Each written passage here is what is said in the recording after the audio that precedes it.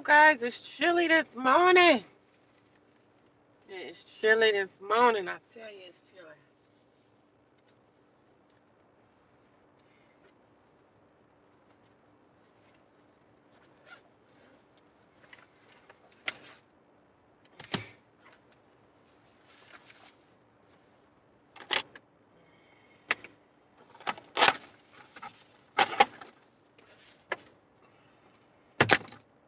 Chill is in the air.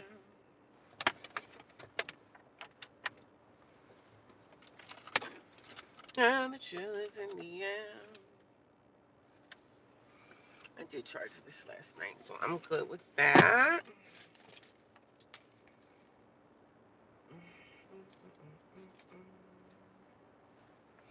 Guess I gotta charge these because these were.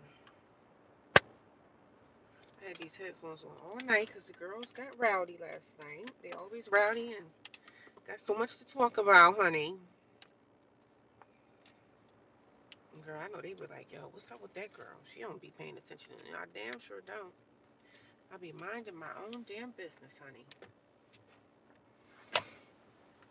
They probably be like, what's wrong with her? She don't even speak to us. You're darn right. I darn sure don't. I darn sure don't, baby. I know what I'm doing. I'm going to get me some coffee. Coffee, coffee, coffee, coffee, coffee, coffee, coffee, coffee, coffee. I'm gonna get me some coffee, then I'm gonna go to the gym the gym don't open until 7 on the weekend, so I gotta remember that I didn't get up today until like 5. I got up at 5. Or 5:05.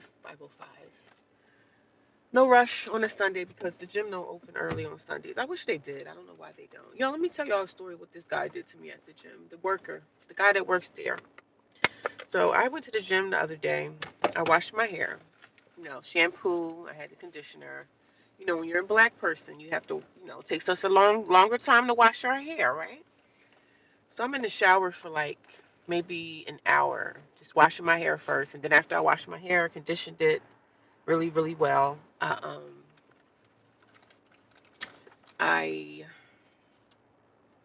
had to condition it. Conditioning takes a while, and then I had my comb separate my hair in sections and everything like that. So, um, after that, I took a shower, got out, left my shampoo and conditioner in the shower. Mind you, this is like almost a new conditioner and shampoo. It's almost brand new, right? I only used it once, so I still had a lot of shampoo left in there. So I was like, got out the gym, got in the car, left, starting my day or whatever. Realized my shampoo and conditioner is not in the car with me. So I'm like, yo, I must have left my shampoo and conditioner inside and at the gym in the shower. So I was like, let me call the gym and see if they found it. That way they could hold it for me. And when I come back in the next day, I'll have my stuff back. What is this? So look, this is my I gotta buy another one of these so y'all can see me better. But I don't have the clips to it. I got this off of Amazon. I'm gonna buy another one. Look how that one, you can see my face now, even though my face is dry. You can see me really good with this. I gotta give me another one. But so I left my shampoo and conditioner in the shower because it was on the shower floor, and I had just walked out, left it behind. So I'm mad, like, oh my God, I can't be wasting money. I gotta get, whatever I buy, I need to conserve it because money is tight or whatever. So I was like, no, I need my shampoo back. So I called the gym. A guy answers the phone, and this was like maybe 2 or 3 hours after I left the gym. So I was like, "Hi, how you doing? I'm so and so." I said I was in there like a little bit of time ago in the first shower next to the handicap shower. And he was like, "Oh, okay." I said, "Can you do me a favor? Can you go in there and check and see if you see shampoo and conditioner, in the shower? I left it in there by mistake." He was like, "Okay, hold on, give me a minute." He was like, "Give me a minute to go check." So I'm on the phone just waiting. Not even 5 minutes went by. I'm saying like 3 or 4 minutes went by. The guy acted like he went back to go check to see if my stuff was in there. He comes back like, no, I don't see anything in there. I don't see any shampoo or conditioner. So I'm like, so are you sure you didn't see it? You looked in all the showers or whatever. He was like, yeah, I checked everything. I don't see any shampoo and conditioner. I said, it's a Suave shampoo and conditioner. It's strawberry or whatever. So he's like, oh, no, I don't see anything. I was like, okay, so I'm mad. I'm a little upset, because that shampoo and conditioner, I always get like cheap shampoo and conditioner. I don't really get like high end conditioner for my hair. I just get cheap stuff. No big deal. So I was like, oh damn, now I gotta buy some new stuff. Even though I have shampoo and conditioner, other stuff in storage, I want my stuff back because it's like damn near brand new. So he's like, oh no, I don't see anything. So I'm like, damn, okay. Next morning I get up, leave the shelter. I was like, let me go. I'm headed to the gym. I got my coffee, headed to the gym. So I was like, well, while I'm here, I might as well just go check and see if my shampoo and conditioner is still in there or whatever. Just in case the guy didn't check and see, ask him, what I asked him to do. I walks in the gym, I see my shampoo and conditioner sitting right outside the shower. This guy didn't even go back there to even look to see if the shampoo was there. He gonna sit on the phone and lie. And when I found that out, I was like, yo, I should find out who he is and report him. But report what? I found it wasn't really a big deal, but I was like, damn, you see how people lie? They don't even want to do stuff for people. They have this is why people are the way they are in this world, because no one gives a damn about the next person. I said, I just asked you to do a simple little thing for me asking you to see if my shampoo is in there so I can get my stuff back. Because I know how y'all, like, when people leave their water bottles or whatever at the gym, y'all take their stuff and y'all put it in like uh, a drop box, a Goodwill, not a Goodwill. Y'all put it into a drop box and see if the person comes back and gets their whatever. Because they got a whole bunch of like water bottles and everything inside this trash bag that I saw yesterday. So they have like a lost and found. So I'm like, damn, dude, you didn't have to lie like that. And at first I was like, I'm going to find out who he is. Because I don't know his name or anything, but you didn't have to lie like that. It wasn't that serious. It wasn't that serious to lie. All you had to do was say, I'll check when I can. We'll see what happens. If something pops up, it'll be in the Goodwill. Like, you didn't have to sit there and lie like that, brother. It wasn't that serious. It was only shampoo and conditioner. So I was taken aback, but this is how the world is. No one can be trusted. I was like, oh my God. I didn't think it was that much of a big deal for you to walk back there and see if there's some shampoo and conditioner there. But I'm dragging my behind this morning because, like I said, the gym don't open until 7. So I think I'm going to go watch the sunset today and just good morning. We've been homeless for a minute now. Yeah, I've been homeless for 2 years. Um, been homeless for 2 years, but I've been in this homeless shelter for like 2 months. So yeah, I've been homeless for a while. It's been rough, man. It's been rough. It's been a rough go. It's been a rough go for me, but I know at the end of the day, I'm gonna make it through this. I always do. I'm gonna make it through, yo. It's gonna be okay. But it's harder now because it's like getting cold outside. You know what I mean? It's rough. Even though I'm not outside, shelters are tough, man. I was just reading YouTube comments because I talk about my homelessness on YouTube, so I come in contact with a lot of like homeless people that come through my channel, and I still look at like a lot of homeless content. And I'm homeless, but I'm not a homeless person that's like out in the street every day sleeping on the sidewalk homeless. I'm not that homeless, you know what I mean? I'm homeless, but I'm not homeless like that, which I'm grateful for, right? Because it's too cold out here to be out in these streets. It's dangerous, as a woman, it's dangerous us just being a woman out here. But I pretty much mind my own business. I guess I look mean as hell, so nobody really tries me. I don't really have anybody. If I come back to the shelter and I see a crowd of people hanging out outside, I stay in my car. I wait until people just scatter. But now it's getting cold. You're not going to see a lot of people hanging out too much. But if I see anything that looks off to me, like any kind of weird crowds or anything like that, because I'm in the city. The homeless shelters most of the time are in cities.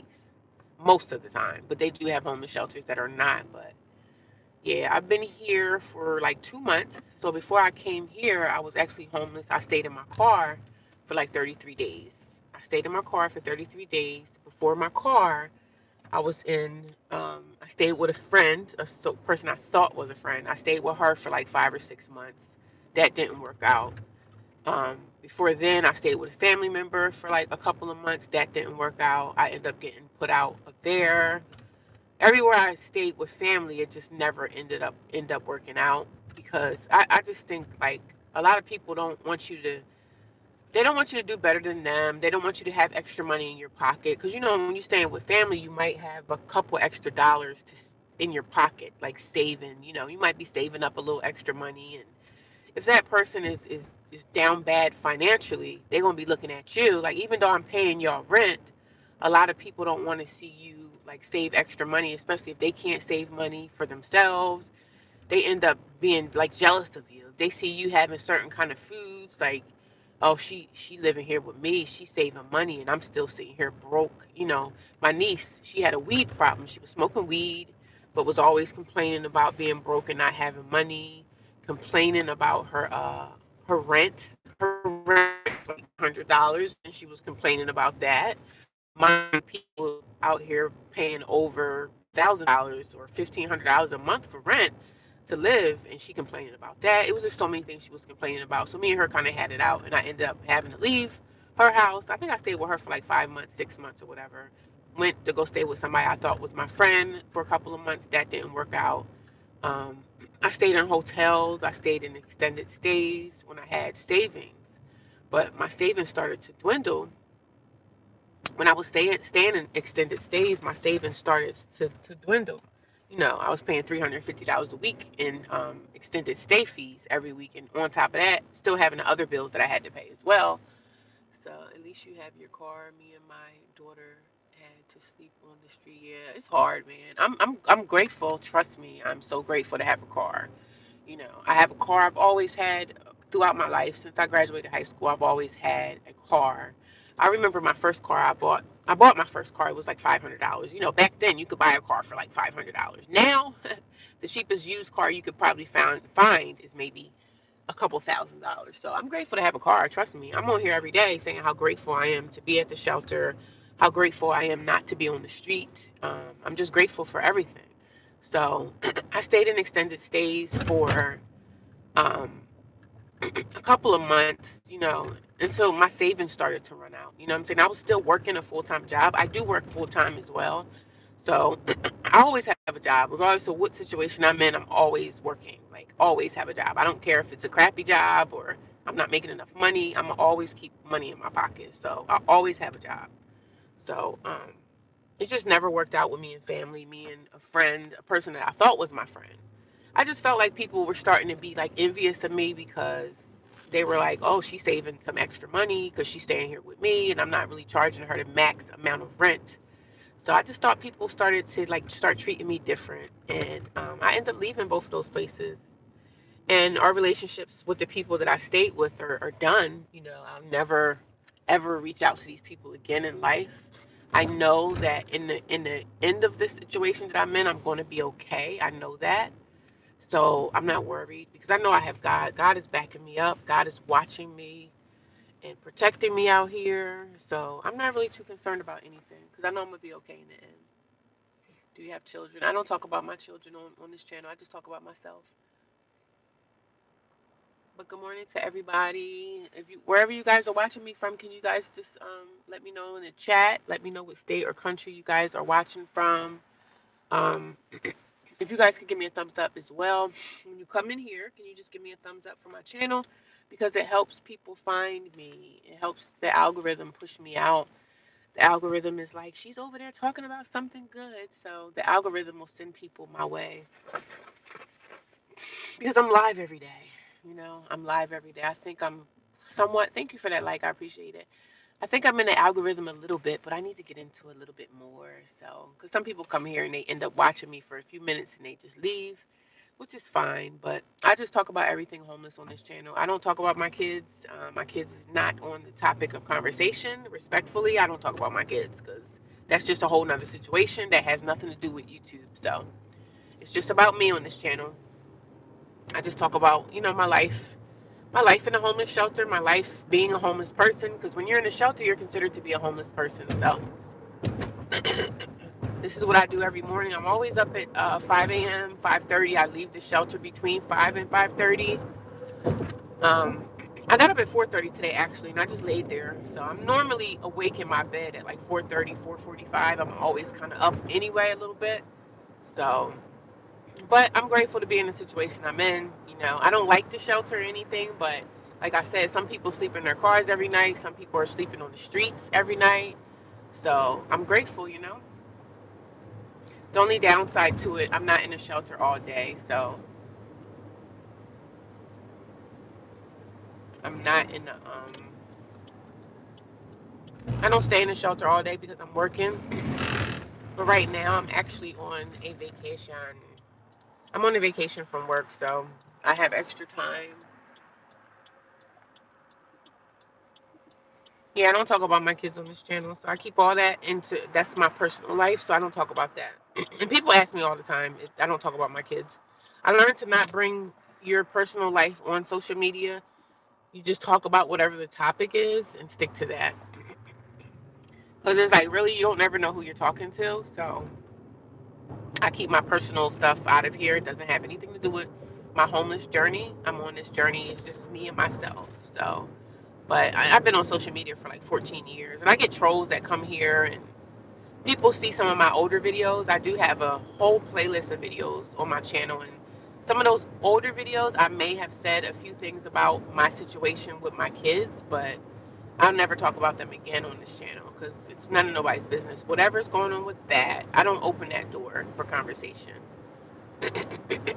So I keep that separate because you got trolls, you got people that will try to bully you to try to get information out of you. They try to figure out your name. They want to know. And, like, people really be trying to figure out things. And I just learned to be more personal with my life. I just talk about my experiences inside the homeless shelter, and I do this every day, and people still come to watch. And sometimes people don't want to watch no more, and they don't have to, you know. If this is not a place that people desire to be, and they don't want to hear what I have to say, that's fine. I don't mind, you know. It is what it is. Social media is a very open place. You can either stay or nay. So, but I watch YouTube avidly. I've been watching YouTube. YouTube has been my like TV for the past 15, 20 years. So I don't watch cable TV no more. Even when I had my apartment, I never had cable. I stopped cable like over 10 years ago. I stopped having cable. I think the last time I had cable, it was over 10 or 15 years ago.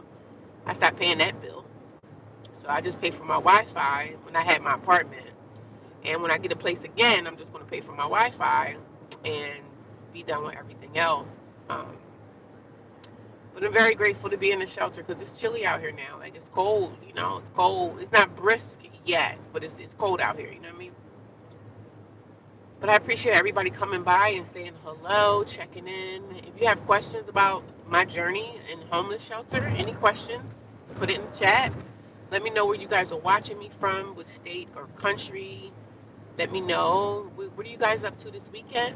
Let me know what you guys got going on this weekend. Today I'm going to church. I've been going back to my church on Sundays, so that's what I'm doing today. I'm going to go work out for like an hour or so.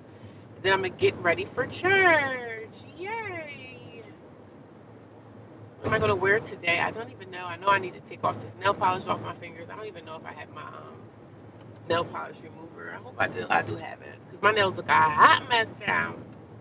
I wanted to paint my nails red, so I have to buy some red nail polish. I think the cheapest place I can find some red nail polish is Dollar General has a good polish, and then I could go to like any, Walmart or whatever and buy me a red nail polish. I love red. I used to didn't like red nails. I like a nice red nail polish, like red toes and red fingernails. I like red. Red is like, I don't know, it's just a mature, beautiful color. And a red nail polish and maybe a red lip. I love that. It's very mature, very demure. Yeah, man, it's like summertime is over, man. I stayed in my car in the summertime and I hated it because it was so hot in the car. And I didn't have one of those nets because people was like, well, buy a net for your windows because you could leave your windows down. And it's even dangerous to leave your windows down in the summertime. Being a woman staying in my car, I didn't want to leave my windows down and have a net over my car, especially like being out in the woods. You might be okay, but it's still a little dangerous to do that. So I never did that. I think I stayed in my car towards the end of the summer, and it was hot, right? Sometimes it was hotter in the car than it was outside at night. So, but most nights I was leaving work, and I would just have to find a local place to go sleep at for the night, and then get up and go back to work the next day. Because some days I would have to go into work at like 9 a.m. So I just stayed in a place that was close to my job, and I found a place that I could, sleep at. Mostly it was like apartment complexes. I could stay in an apartment complex and nobody bothered me. You know what I mean? So that's what I did. But I got tired of staying in my car because, um, it was hot, and I was like, you know what? Let me check into a shelter because it's gonna start getting cold. And I said I wanted to get my spot in the shelter before it start getting cold. Because when it gets cold, sometimes they might not have a bed for me. So yeah, that was my story. That's how I came into the homeless shelter, and I've been in there ever since. And I'm trying to find me a second job. If I find me a second job, I probably will end up going back to an extended stay before I get an apartment because I still need to save. But then it's like, well, if I'm gonna go back to an extended stay, all my money is going to the extended stay. I'm not gonna be able to save much. So it's a lot going on, y'all. But I'm doing better than I was a couple years ago. I can tell you that. Good morning. How are you? How's everybody doing?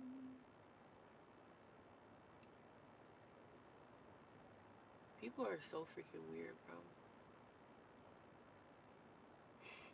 People are weird. When people ask you stuff in the chat, they ask you questions that you don't want to answer, and you just politely let them know, look, I don't talk about this or that anymore. They get mad.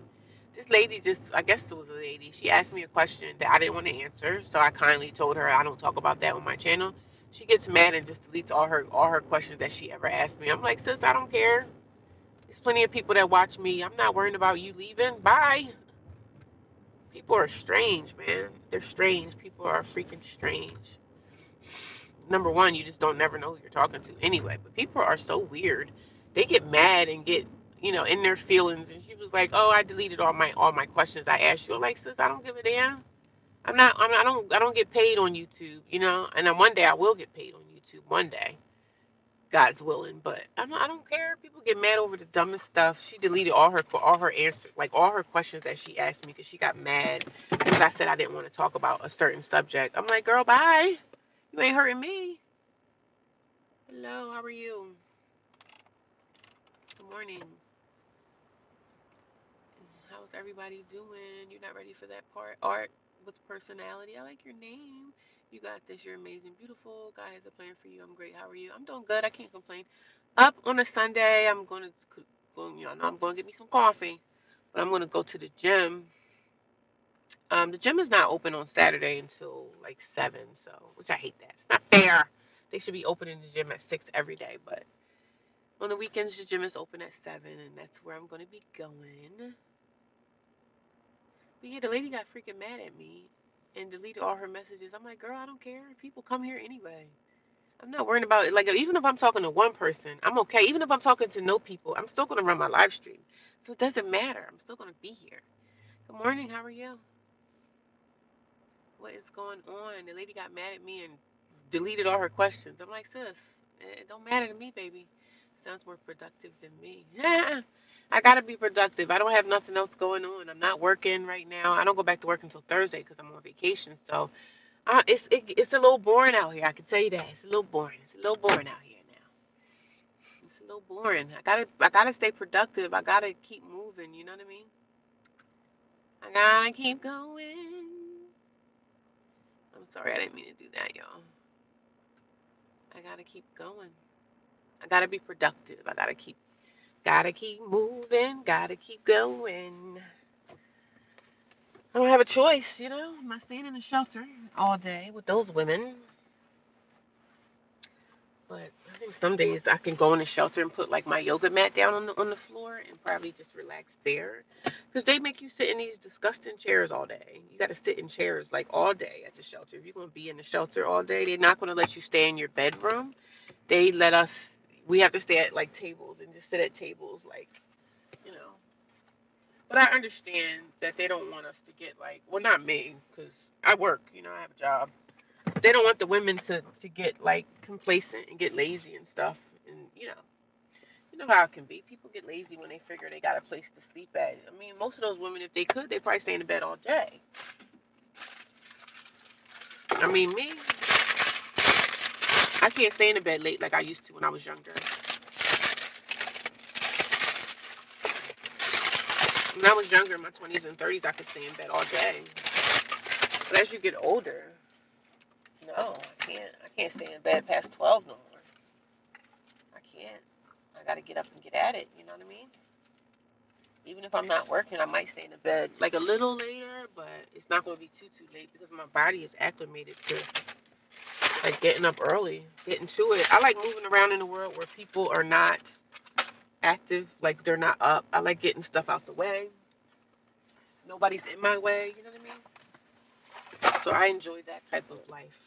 And I used to get up early even when I had my apartment because I used to get up and go exercise early in the morning. Like exercise is a part of my life, like working out, jogging, running, going out into nature, hiking. All that stuff, I love that. So I like to start that early in the morning so I don't have to be around people. You know, I don't have to be, I like to be out of the way. You know what I mean? So for the fact that I like to be out of the way, I like to get up early in the morning and get stuff out of the way and get out of people's way. That works for me, you know? That lifestyle of being out of the way works for me because I don't want to be in people's way. I don't want people in my way. You know how the world is. The world is over populated anyway. So I want to be out the way always. I'm always wanting to be out of the way. There's nothing wrong with that, right? Even when I go to church, right? I'm such not a social person. Like I speak to people, good morning, how you doing? But that's all I give. I don't really sit and talk and chat and chop it up. I'm just to myself. I'm such an introvert. I'm respectable, but I just say hi and I go by. I see the pastor's wife, like I'll give her some of the older women of the church, like some of the older mothers of the church. I'll give them, I'll kiss them on their cheeks and say, "How you doing?" I love the older women because the older generation is a lot of the older generation of my church. They're dying. A lot of them are passing away. So I love the older mothers. So I stop and give them much respect. You know what I mean? Because these are women that was around when my parents were living. Because my church, we're just, these are people that I've been in church with since I was like a kid. So I was raised in the church. So these are people that's still hanging around. And some of the older women, they're getting older now. And, life is short, man. You just don't never know. And I think the pastor's wife, which she's so sweet. I love her more than I love the pastor. Like her husband is just a different type of person, but, you know, I give her so much respect and love. She's so sweet. I love her. I always have to give her love and kisses and everything. I'd be like, "Hi, good morning, First Lady. How you doing, sweet pea?" She's so sweet and cute and everything. But I think she got a few health problems. She was walking around at church and she looked like she needed to hold on to like her balance was off or something. So I'm praying that she's okay. I'm not gonna ask her because it's not my business, but she's getting older. She's getting up there in age, and as you get older, your body just starts to wear down. So I'm praying and hoping that she's okay because she's such a beautiful, sweet lady. I respect her. I got so much respect for her. But the older generation, the older women of the church, they're the older mothers. There's a lot of them are passing away, and that's just how life is anyway. We're gonna get out of here somehow. But I'm going. I miss the older mothers of the church of yesterday. I miss them. A lot of them had passed away. A lot of them are no longer here anymore. And it's not just the older generation dying. It's people just every day. You just don't never know. Me too. Early in and out. Yeah, I gotta go. But have a blessed day. Thank you. I appreciate you for coming by. Thank you for stopping by. Yeah. So what are you guys up to this morning? What y'all doing up so early? Are y'all going to work or what are you guys doing up? I'm asking y'all what y'all doing up so early. Some people are just early birds. They say the early bird catches the worm. And I'm catching the worm today. Yeah, I haven't been doing much of nothing on my vacation. I've been actually kind of bored. I'm like ready to go back to work. There's nothing really going on. I just been moving my storage, which I finished doing some of that, you know, this morning. And I'll finish up that. Just been moving my storage around and getting stuff out of there. I have two televisions that I need to put in here and move that. And this is really a whole bunch of stuff that I gotta just pick up. I'll finish it I have that done by like Tuesday. Tuesday I'll have everything in my storage situated and then I'll be all moved out. Then I don't have that huge storage bill that I had before. So the storage I have now is a little bit cheaper because a storage is like like an apartment. They raise that rent every year. They raise the storage rates. They get raised every year. So, and the only reason I have a storage was because of me being, misplaced, homeless, displaced. That's the only reason why I have a storage. So, that's the only freaking reason. I gotta get some gas too. I'm gonna get my coffee, then I'm gonna get me some gas. But that's the only reason why I have a storage, because I have my business stuff in there, my soap, and I'm gonna start making my soaps again, y'all. So please pray for me, my strength. Please pray for my strength, because some days I'm just like, I just don't be knowing, child. I be like, I don't know what to expect from life anymore. I don't know. Sometimes I just get tired and I'm like, yo, I'm sick of this lifestyle, but I gotta keep going. Keep looking at my situation and thank God that I'm not like a homeless person that's living in the streets, on the streets, because people be out here laying on sidewalks, laying in the back of stores, just laying everywhere, and it sucks. I hate to see people like that. I'm like, why don't you come into the shelter? Like, why would you want to be out here in the cold? But some of those people that's out there are on drugs, and they're chasing the drugs.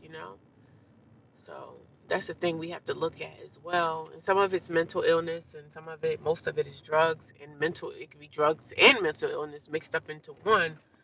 So we wonder why certain things, but everybody got something going on. Every time I pull up at Wawa at this type of morning, when I see somebody standing over by the trash can, child, I always go the opposite way, because sometimes they be out here begging for money. But that guy don't look like he's begging for anything, but he's probably just there smoking his cigarettes or whatever. But yeah, man, I'd just be grateful to be in the situation I'm in, even though I just get tired of this lifestyle. Living homeless is not for the weak of heart, it's just not. It's not. You got to deal with a lot, putting up with a lot, dealing with a lot.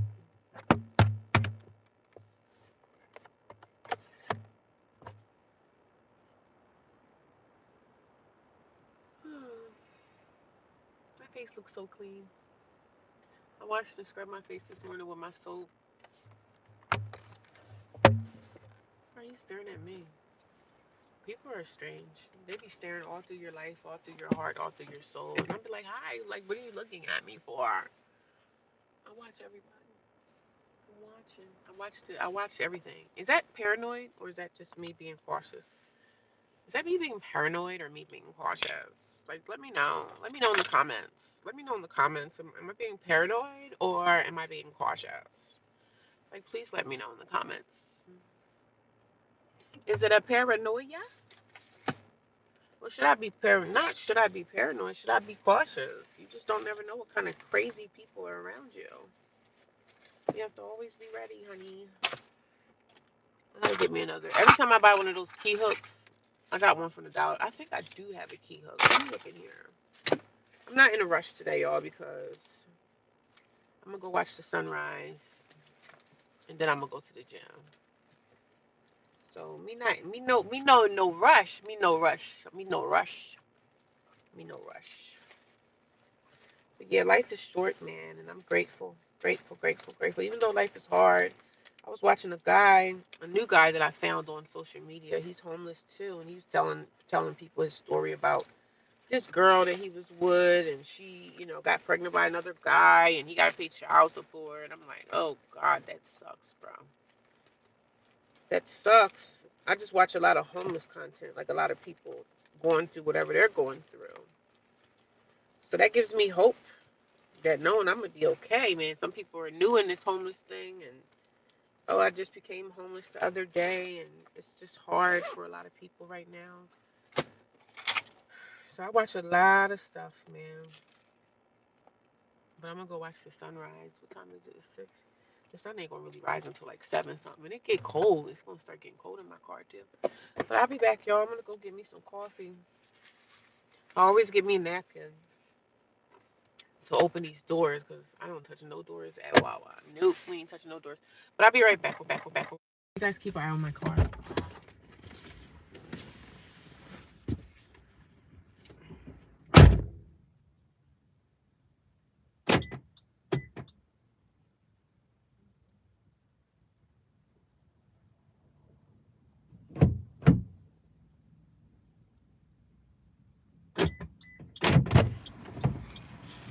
Hostel. We never knew why.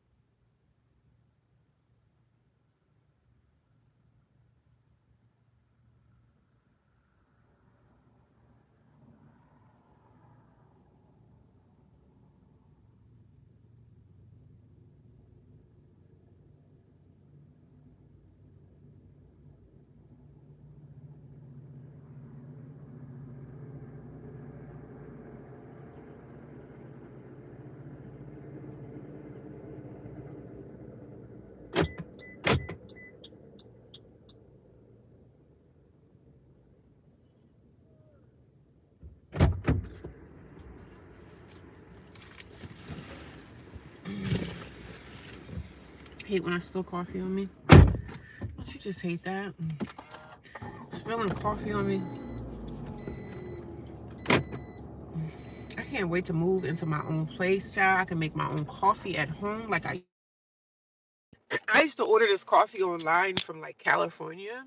I mean, I can get this coffee at Whole Foods too, but they don't sell the bag that I buy. I buy like this big 5-pound bag of coffee beans. I forget the name of the company, but they have such good coffee and it's so fresh. You know, when you get the coffee from beans and you grind it up yourself, it's just so fresh. And some people are like, oh my God, I can't believe you have time for that. No, I just like a nice cup of fresh grounded coffee. If I can get the beans, it's even better. If I can get the coffee beans, it's even better. Good morning, everyone. How's everyone doing today? Happy Sunday. I can't go to the gym until 7, so I might as well go watch the sunrise, right? Church is not until like is it 11:45? Yeah, church starts at like 11:45. So I got time today, guys. I be having time on Sundays and when I get back to work, then I got to get back to the hustle and grind, the rush. You know what I'm saying? I got to get back to the rush. I'm just going to park here and just sit back for a minute. And then we're going to go watch the sunrise or something. But yeah, I had a good night last night. The girls got a little rowdy, but I don't even know what they were talking about because I had my headphones in. I was in my I was in my I was in my bed and the girls came in and they were pretty loud. And I'm just like, damn it. Everybody don't want to hear all that loud rowdy stuff. Especially when they're trying to relax. I wasn't trying to sleep when I was in my headphones, but thank God for headphones. You know what I'm saying? Thank God for nice headphones that work properly. Child, I put my headphones in. I can't believe I left my watch in the car all night. I didn't mean to do that. No, no, no. We don't want to leave anything valuable in our cars that people can visually see. But I guess since it was nighttime, nobody could see it. But happy Sunday. How's everyone? What's going on in your life? Tell me something. Tell me something good, y'all.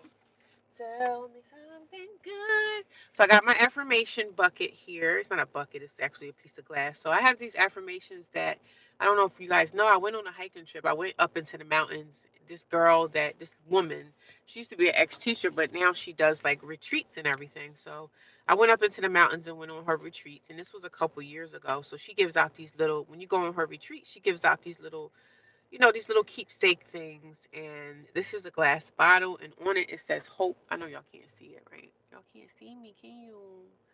So it says hope, right? This is the little glass bottle, and it's cute, right? I got this from my retreat, and on it, I know you can't see it, but it does say hope. It does say hope, but inside it, it has these little papers, and it has affirmations on it. So every day, I take out an affirmation and I read it out loud, and I see what the affirmation is saying. Like, how can I put the affirmation, even though the affirmations be lining up with my life and lining up what's going on with my life right now, these affirmations really be speaking life into me as well. Like, it helps me get through my day or whatever I'm going through or however I'm feeling, good or bad. The affirmations be working. Please watch, therefore you know when the Lord shall come. Good morning. How you doing, Rhonda White? How are you, sis?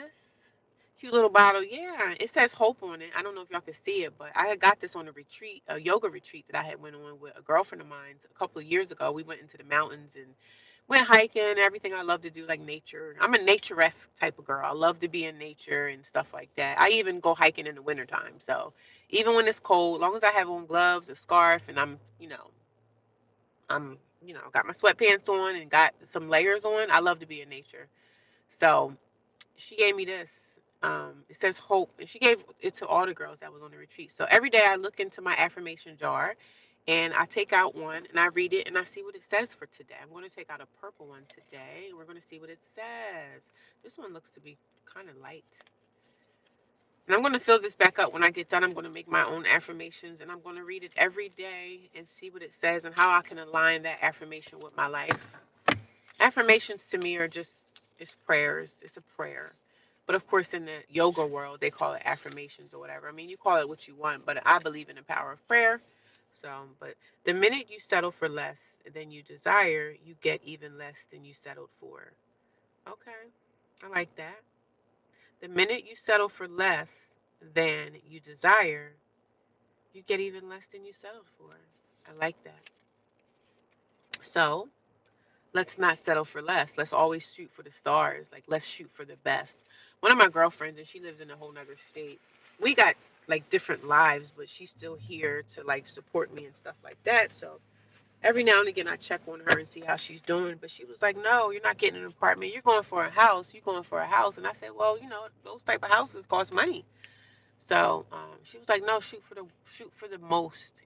Shoot for better. Like no more renting. We're gonna buy something. Like even if it's a condo, a small condo, like something. Like shoot for better." And she was like, "I was like, you know what? You're right. Let's shoot for better. But sometimes better it costs more money and everything." But she was like, "No, shoot for better. Screw these landlords. We're not renting no more." But I said, "Well, it's easy for you to say. You live in a house, so."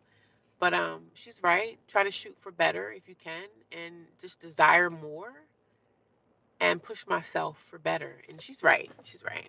She's like, don't settle for mediocre and don't settle for less. We shoot for the stars and we shoot for more. She was like, no, girl, get yourself a house. And I really don't want a house because it's too much responsibility. I probably just get like a condo. I don't even desire to have a house anymore. I just figure houses are too much responsibility that I don't have time for anymore because I'm not doing. I'm getting older. It would have been nice if I would have gotten into a house in my 20s or 30s, but my life didn't pan out that way. You know what I mean? Me and her, she's a friend of mine, but we got two different lives. So, but she supports me in my homeless journey and everything. But she lives in another state, so. But I appreciate her for encouraging me and everything. If you could have people that encourage you in life, I don't bother her too much because I don't want to call you and always have something bad to say, like, "Oh my God, my life sucks and my situation." I don't want to do that to a friend of mine. Just always, I have to always call with like being upbeat and being up in spirits and not always calling with the doom and gloom. You know what I mean? I don't always want to call people with doom and gloom, like, "Oh well, this happened today," and nobody wants to hear that crap. I don't even come on YouTube and be doom and gloomy not all the time. Sometimes I'm kind of down and out, but I don't want to put that doom and gloom out in the world for nobody because everybody's going through something. We all got some doom and gloom in our lives, but I don't want to live by that. I want to live every day and be positive. Every day not going to be a positive day, and every day's not going to be so great. But regardless, I'm still thankful and grateful for what God is providing in my life. Because what I have right now, like being in a homeless shelter, having a car, I have a lot more than what most people have. You know what I'm saying? So I'm grateful for that. And I say that every morning. I'm always grateful, man. Some people are in the hospital bed, can't move, can't walk, can't talk. Some people are like living in hospice with nobody by their side. Like, I think about all this type of stuff in my life. And I said, wow, I'm grateful. I complain and I say stuff about my family, but I'm grateful to be in the situation I'm in. Even though those girls at the shelter, they be on my last nerve and they be loud and rowdy and stuff like that. But I'm glad to have my bed moved. The bed that I'm in now, that's a bed for an introvert. I'm an introvert, so the bed that I'm in is kind of away from everybody, but I still can hear all the noise. You know what I mean?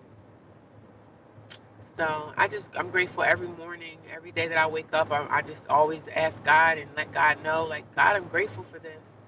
I'm not in the best situation, but I'm grateful. So I was speaking to one of my sisters yesterday about something, like texting her kind of back and forth. And then I was texting her, but then I was like, I don't want to text. Some things you just got to say to the person. So I called her. No, I didn't call. I called her. She acted like she didn't see me calling her, but she just continued to text me, which is fine. But she was like, "How are you doing?" And I'm just like thinking, "How do you think I'm doing? I'm in a homeless shelter. Like, come on." I don't know why sometimes family thinks that, you know, how you doing? Like, how do you think I'm doing, sis? I'm not doing bad, but I could be doing a lot better if I had a stable environment to thrive in. You know what I mean? But I'm just like, I said, I'm doing okay. Like, what am I supposed to say? I'm doing all right. I'm trying to make it. You know what I mean? So, but my sister don't care, man. They don't care, but they still want to kind of keep their foot. I just can't wait until the day I'm able to let my family know, look, I made it out. I have my own apartment, or I got a house now, or even a trailer, like a mortgage. I don't have to worry about landlords or anything, but I have to pay them taxes though, right? But I don't know, man. When she said that to me, I was just kind of like wanting to say in the text, like, how you think I'm doing, girl? How do you think I'm freaking doing? I'm homeless. I don't know. People just really kind of crack me up a little bit. Oh man, I'm trying to get the stupid thing. What the hell? Oh, here it is. I'm trying to get some gas. Gas, I tell you, that's the sucky part. Gas sucks. Gas sucks, and I freaking hate it. It's cold out here too. I can't take it. Morning. Good morning, welcome. Can you fill me up regular? Sure. Oh, it's chilly. Thank you. Sorry, Rhonda. I was not even reading your comments. I'm sorry. Cute in the bottle. Yeah, my little affirmation bottle. My little affirmation. Yes, as well, buy a house. I agree. Yeah. Even if I get into a trailer, I would live in a trailer. I'm going to the, you're okay. You don't have to clean the windows. Thank you. I'm getting it washed today. Thank you. I hate when they do that. They try to clean your windows because they want a tip. I'm like, you don't have to do it. I'm getting clean today. Yes, this may as well buy a house. I agree. You can get a small starter home. I feel the same way with adult children. Yeah. What do you feel the same way about adult children? I don't know. Was that rude of me? I hate when you come to a gas station and they start cleaning your windows. They should ask you first. That's all I'm saying.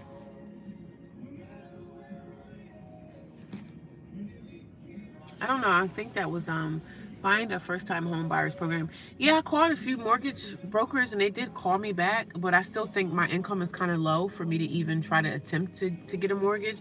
Because he was telling me like you have to have 2 years at your job, and I've been at my job over 2 years, and I meet some of the criteria. My credit is there, but I don't want to go into a house having low income. I guess could I still do it with my income being a little low? Can I still get the mortgage? Because he was like, we still can fill out the application. Buying a house without a family, my kids are grown now. Without a family, my kids are grown now. Yeah. Well, my kids are still like, I still have two. Well, I still have my daughter and she's 15. So when I get the house, of course I have to have a place for her to stay, but I just kind of don't.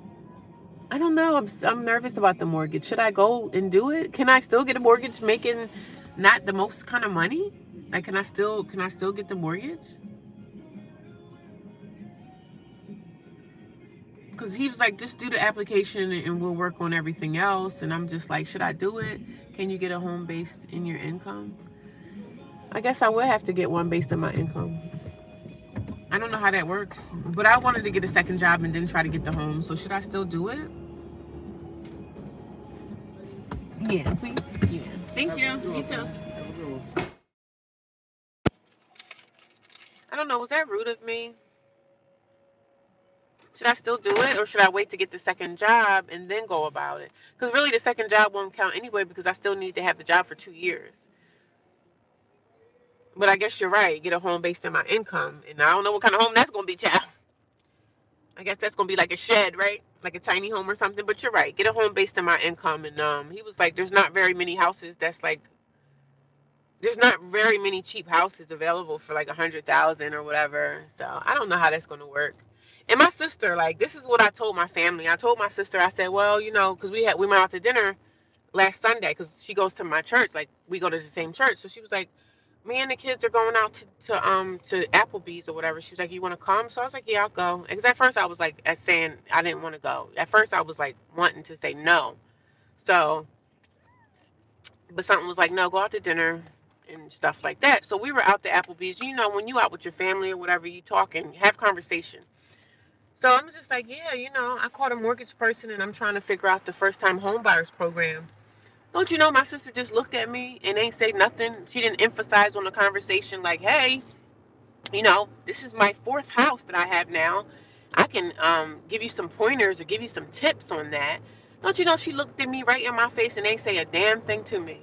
When you're talking to somebody in your family and I'm talking about getting into the first time home buyers program, don't you think it's something that she should say to me to say, let me assist you. Let me try to help you. Let me give you some pointers. And you supposed to be my damn sister. This is how I say my family don't care nothing about me. They don't even want to see me like do good. They don't want to see me prosper. I said something about the first time home buyers program, and she looked me right in my face, and she didn't egg on the conversation. She didn't say, hey, I could give you some tips or something. She just looked at me and ain't say a damn thing. So I'm looking at her like, you supposed to be my sister. You wouldn't even give me no tips on trying to get a house, and you know I'm in a shelter.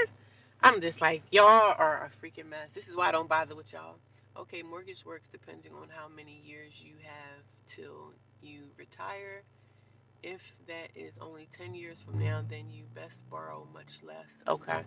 Yeah, I'm trying to learn the program of mortgage and stuff like that. And my sister, since she's like, this is like her fourth house that she's had in her life, I was thinking that she could give me some tips. Like, I can give you some tips or whatever. You know, I'm not asking you for anything. I'm just asking for, I didn't even ask her for tips. I was just trying to have a conversation. Like, yeah, I'm looking into the first time home buyers program, sis. You know, I just said that. She just looked at me like, oh, yeah, good. Didn't say nothing like, this is my fourth house. I know the criteria. Let me give you some tips, sis, since I love you and you're my family. Your family don't even want to see you do good, man. Thing is, your family, they don't want to see you do better than them. They don't want to see you come up because they scared you going to come out here and do better than them. That's the problem with the family members. I mean, she literally looked me in my face and didn't even respond to what I said. I thought that would be a nice conversation to have. But whatever. This is why I say I don't deal with my family. This is why I say I stay away. And they wonder why I stay away. This is why. There's no love there. There's no support. There's no coming together. A normal person, we're out to eat, we're having conversation. Like, if you go out to eat with your family, everybody talks. We're all just out to socialize, catch up on each other's lives, see what's going on. And I tell you that I want to try to get a mortgage. If I can get like a cheaper mortgage or a cheap house or whatever I could find, and you say nothing. You have nothing to say. I'm like, damn, y'all really don't want to see me do well, right? I'm like, whatever. I gotta keep going. I can figure all this out on my own. You get more love and support from strangers on social media than people in your own damn family. Your own kinfolk show you no love. That's what I be saying. They show you no love, man. But whatever they say, I'm gonna make it out of this. You know, I'm gonna get out of this situation, baby. This will not last long. I just had to get gas, but this will not last long. So I said to the gas guy, right? I hate when I go to Wawa because I always get my gas at Wawa. I don't go to any other like these little tiny little other gas stations. I just go to Wawa because for some reason I always feel like they trying to scam me, like scam my card or take a picture of my credit card or whatever. So I always go to Wawa. So I go to Wawa and this guy, nice guy, friendly. I said, how you doing? Can I have so and so filled? When I bring my car up there, don't start wiping off my windows because you want a tip. That's why you wiping off my windows because you want me to give you a tip. If you want to wipe off someone's windows, you should always ask them first. Or ask the person, hey, do you mind if I wipe off your windows or whatever? Don't just go wiping off people's windows without even asking or acknowledging them that. Yeah, my car is dirty and it needs to be cleaned and washed, but that's literally the last thing that I'm concerned about right now. And I don't know if it came off rude to him. And I was like, oh, okay, you don't have to do that. I'm getting my car washed today. Thank you. I appreciate it though. Like, don't just start wiping off people's windows because you think my car is dirty and you want to wipe off my windows, but really he's doing it because he wants to get paid. And I hate when they do that. I don't like that at the gas station. Like, ask me first, please. And I don't want to come off as a rude person, but don't just start wiping off my windows because you think they need to be washed. A tax sale house. Every state has free services that will pair you with a consultant that will assist you with the process and should guide you on the step by step in the process depending on what you want to do. Yeah. Thank you, Mark. Yeah, I'm gonna figure this out on my own. But having my sister and everything, I thought that, she would be more like, wanting to give me some tips. Every tip I can get in life and whatever I'm trying to do is always a good thing. So, but I'm gonna keep talking to the mortgage people and seeing what I can get into. Because I could just bypass the whole rental stuff. And I'm not going to let anybody like say, oh, it's expensive and people try to talk you out of it. And, oh, you look at the economy. Look how we're living right now. You don't want to get this. And I mean, I don't know. I believe I can do it. And not believe. I know I can do it. I just can't let people talk me out of stuff. And I don't let people talk me out of anything anyway. But You know, it is what it is. I'm gonna get 2 hash browns. I look a mess, y'all, but that's okay. Happy Sunday. Thank you, Mark, for that. I'm going to buy a house tax sale, hopefully for. What kind of Okay. McDonald's are Let you me know using about your app? that tax sale. No, I'm not using the app. How you doing? Good. What can I get? Good. Can I have just 2 hash browns, please? Anything else? No, that's it. Where's my though? Thank you. I just gotta get me a hash brown, baby. I love me a good old hash brown. I'm trying to burn some time so I don't have to sit in my car too long and have the car running because it's chilly out here. Come here to Indiana. There are so many nice houses for cheap. Really? Okay, mortgage works depends on how many years you have it till you retire. Oh yeah. I guess I got me a what? Another 20 years to go. For retirement. What is retirement age? 65 or is it 70 now? I don't even know. Good morning. How you doing? I don't even know what retirement age is.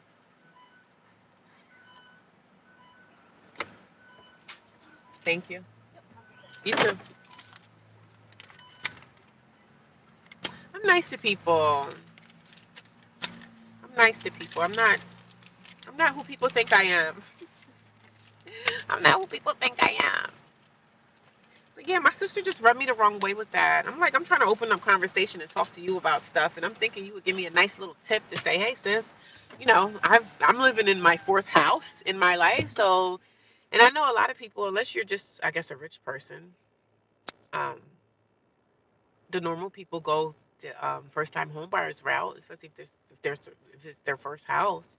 And yeah, everybody don't live in houses. Some people don't buy houses until later on in life, and I'm starting later on in life.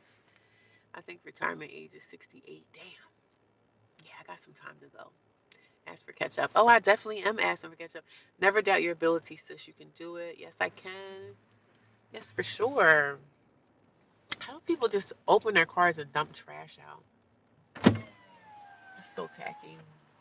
They just open up their car doors and just let trash out. I think that's so like, even if you know somebody's cleaning the parking lot, why would you do something like that? That's so tacky, man. I can't take people that do tacky things like that. Hi, can you put some ketchup in there? Can you put ketchup? Like 4 for me?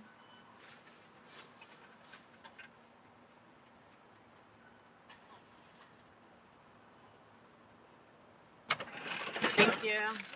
Can I have some napkins as well? Sorry, I keep asking you. Thank you. I always got to get some napkins, baby. For some reason, I'm like a napkin connoisseur. I always have to get a whole bunch of napkins wherever I'm at. Wawa, I just start getting a whole bunch of napkins because I'm always like blowing my nose, and you always need them napkins, honey. Even being out here in my situation, I always need a good napkin. So I don't get hash browns every day. So I don't get hash browns every morning. Normally just get the coffee, but I forgot. I should have got me an oatmeal. I should have got an oatmeal. I haven't had oatmeal at McDonald's in a while, but yes, I got my ketchup.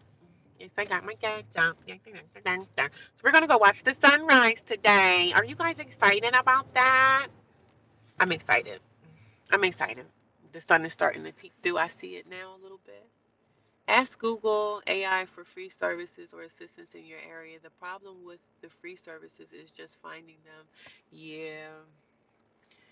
Yeah, you're right, Mark. I appreciate it. I get more information from like social media. Like I've learned so much just by doing my own research. So I know I can, but I was just asking my sister for tips because she's did this multiple times. Things to look out for. Because just because I guess he was a mortgage broker. He called me like I had got so many people in the mortgage industry when I filled out that application for the first time home buyers program. I got like 10 people that reached out to me and saying, "Hey, let's do a call and see where things are and see what I can help you with." So I had a lot of, I don't know if they're mortgage brokers, but they reached out to me on social, through my email. And one of the guys I actually talked to, and he was telling me all the criteria, like my credit. He wanted to know what my credit was, how much I make a year, or what I bring in every month, or whatever And I just feel like in my head, I need to make more money for me to try to get a mortgage. I want to get this second job, and then I'll call you back. But he was like, even if you call me back, he said, if you get the second job, it still has to be within the 2 years.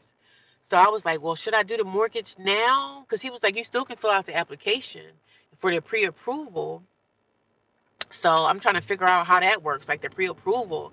If I get pre-approved for this mortgage, what does that mean? You know, I can keep the pre-approval open for 2 years, and what is that going to do with my credit? Like, I don't want my credit to tank. You know what I mean? So these are questions that I should have asked him, but I'm too busy in my head trying to figure this out on my own. So it's like I'm out here by myself trying to figure out my options. It's like I can't really rent right now. If I can get into a mortgage program, that way I can get out of the shelter and not have too much money that I have to put out. You know what I'm saying? If I can get into a place and I can get them to, give me the loans that I need to get in, and I might not even have to have a down payment for the first time home buyers program. If I can get into something like that, I can leave the shelter with whatever I have saved up and just walk into a house and just move my stuff in, build from there. That's what I want to do if I go the mortgage route. But if I go, the apartment or the extended stay, of course I'm going to have some money to move out to do this. So I'm like thinking the mortgage, maybe with the mortgage thing, I might not have to have anything out of pocket. I could just move into a house. That's amazing for me. So that's an option that I have in my head that I think that would be open for me. I could probably step into a mortgage and not have to pay much of anything, but I mean, I might have to pay something, I'm sure, right? But I don't know. My options are open. My head is open. My mind is open. I'm thinking about what I can do. So, if you guys have any tips or you guys bought houses before and y'all know the first time home buyers program, I'm looking into that. Because maybe I'll be able to leave out of the shelter, find a home, and just move right into the bitch. You know what I'm saying? Or even it's like a condo. Like, I really want like a condo. I don't really want a house or whatever, but I'm going to see what's out there for me. Seeing what's out there, seeing what I can step into. Because people are saying that the mortgages are cheaper than the rent nowadays. So I guess it would behoove me to try to get a mortgage. And of course, that's going to look good on my credit. My credit is already there that I'm able to get approved for. My credit is pretty good. I don't have any delinquents, any things. I don't have anything bad on my credit. And mind you, I only had credit for about 2 years, so I was late in the game of credit because I paid for everything in my life with money. Like, I paid for everything with money. The only thing I had financed in my life, like I did have a car finance when I was like in my 20s. When I was young, I had a car. Messed it up, of course, but that was over 7 years ago. But I'm trying, y'all. I'm trying to figure out what my options are, and hopefully, if I can step into a house and not have to pay anything, that's what I'm shooting for. Because I don't have it. I don't have the money to do much of anything, and you know, the first time home buyers, I think you can get into a house without having to pay much of nothing. But we'll see. Like, I don't know. But those are the little tips and tricks I was thinking my sister would kind of enlighten me on a little bit. But I don't trust her, so I don't trust my family. I definitely don't trust this particular sister.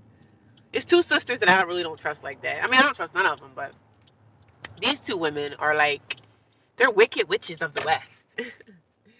They're just wicked people, man. Especially people that think that they got their life all together and, we got it all together. We got it all figured out. I know they look at me as like a loser, you know what I mean? But they know I already had my life together. Like, before this homelessness, I was doing good. I was doing good. I had jobs. I had money. I had this. I had that.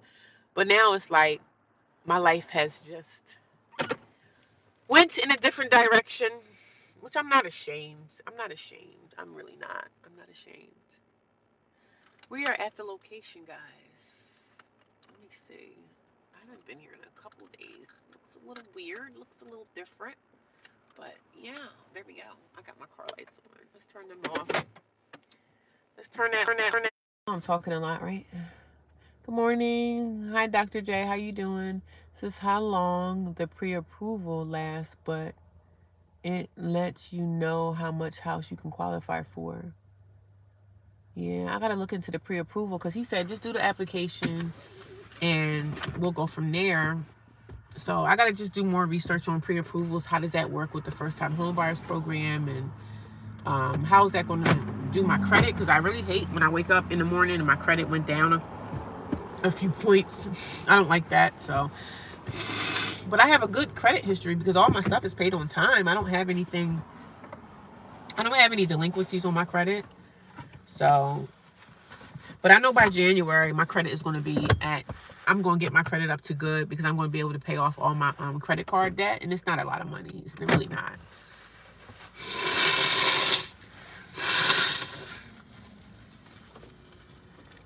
See how long the pre-approval. Yeah, I should have asked him that. I can get back in touch with him.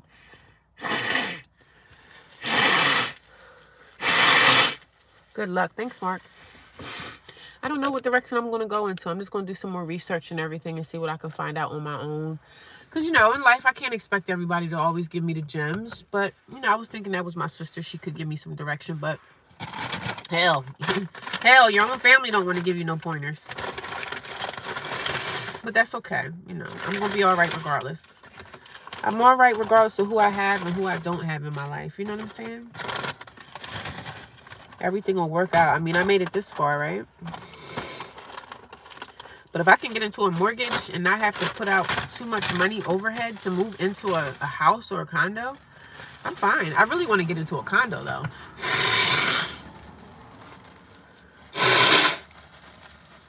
Sorry, y'all. Y'all know I do not like to blow my nose in front of y'all.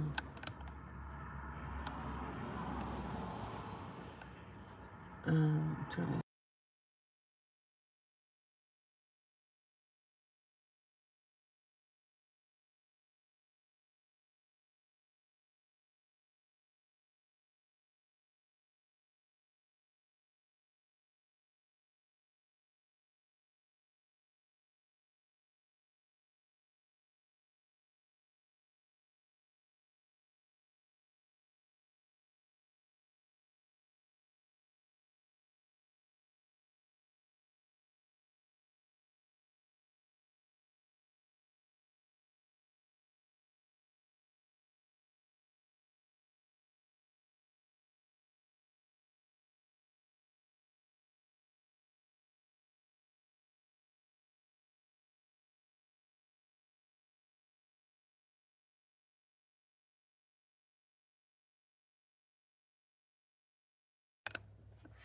Went to McDonald's this morning. It was a young girl that took my order. She gave me my stuff. And I love when I see the young kids working. You know what I mean? I said, keep working. Keep doing your thing, sis. I didn't say that to her. But in my head, I'm like, I remember when I was in my early 20s and I had my first job. I remember I had my first job. But my first job was... No, my first job, actually, I worked at like a summertime thing at the school. And we had worked in like a summer camp. I remember working at the summer camp. That was my first job. But I love when I see the young generation working. I love when I see them working and trying to build something. In Australia, 1-bedroom condos are cheap. As long as the building has a lift and it's in an okay part of town, houses are good if you have large pets or if you like a garden. Yeah, I want a garden. And I also want to get a cat. I don't want a dog. I want to get a cat. I want to get a cat from like a baby, you know, a newborn cat. I want a cat. I'm going to raise a cat for, you know. Sorry, y'all. I don't like to blow my nose. I think it's so rude. And I keep saying the same thing every morning. It's so rude to blow your nose in front of people. Because I don't like when I'm like at a restaurant and people, I would never do that at a restaurant. I will always have to exit and go into the bathroom. I don't like when people are in the restaurant eating and somebody feels like they can blow their nose in a restaurant. I think that's so nasty. So since I feel that way, every time I'm on live and I have to blow my nose, I hate when sometimes I just do it and I don't even think about it. But I think it's so rude to do that. And I think it's nasty too. So I always try to like pause the video so y'all don't hear me because it's like snot, you know what I mean?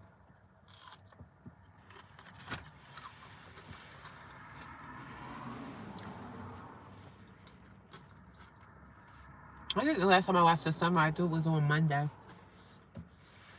I believe so.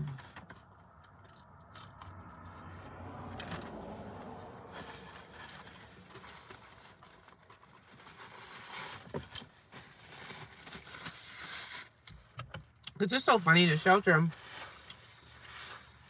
The shelter can be so funny. The staff in the shelter could be so nasty, so rude.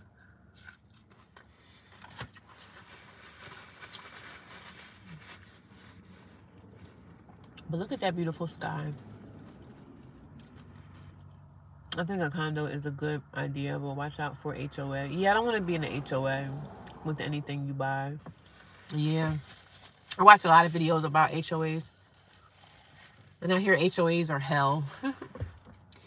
So yeah, I don't want to be in the HOA, but you know, let's just see what happens. I want to see about this mortgage and see if I can get out the shelter and move into my own mortgage.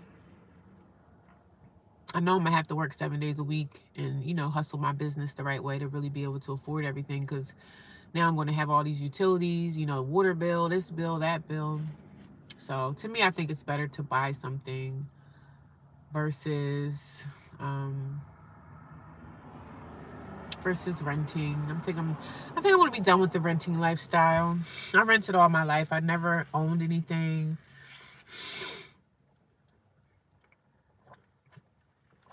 So this will be a first time experience for me.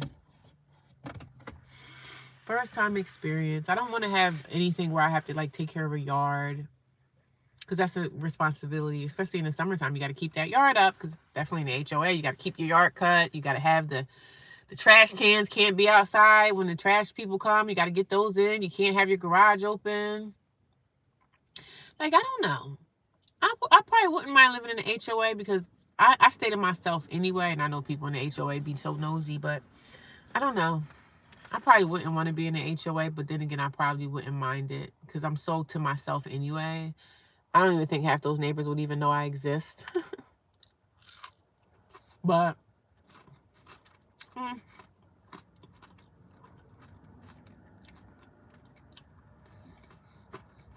there any benefits to living in the HOA?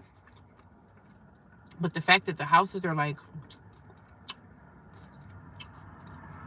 3 blocks, like not even 3 blocks, 3 feet apart.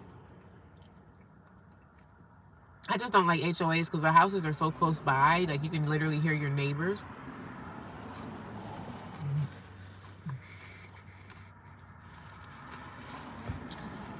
Shoot, but even some of them houses in the HOAs be like $200,000-$300,000 homes. I'll be paying the mortgage until the day I die. Good morning. How are you, Lori? Good morning, guys. We're just watching the sunrise on a Sunday.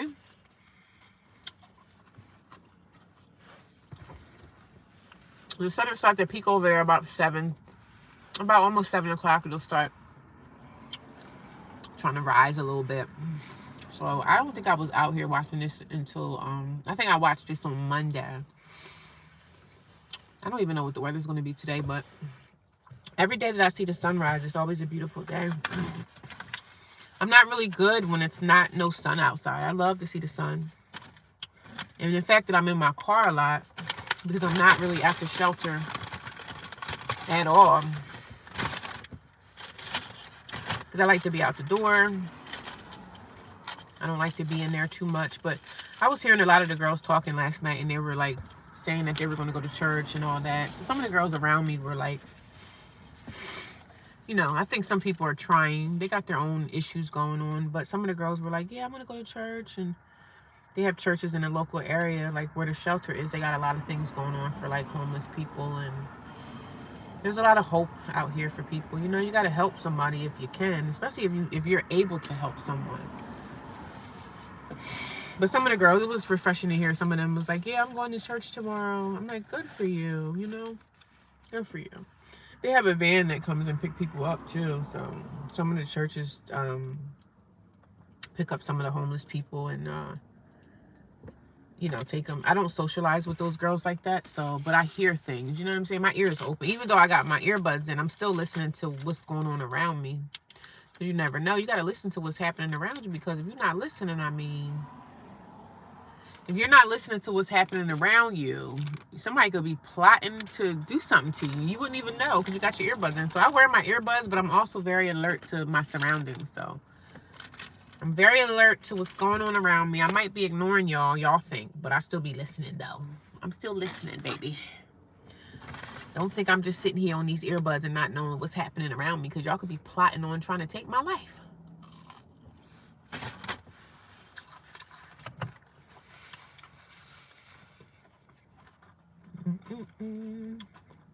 Let me see this drone in the sky.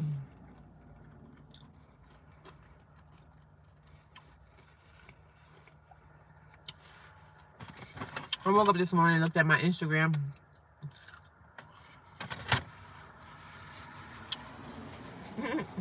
A lot of family members are watching my social media.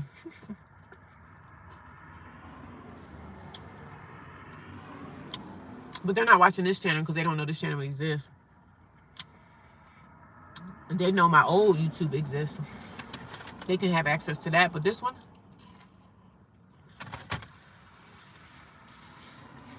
they have no access to.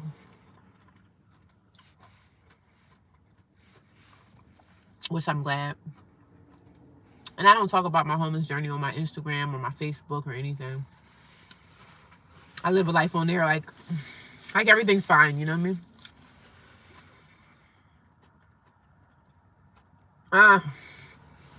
The sun, the sky is beautiful. That red sky. It's so amazing to watch the sunset, the sunrise. Sunsets I do get to watch them, but I don't know a good spot to watch the sunset. It'd probably be good to watch it on the ocean, but I think the sun sets on the other side.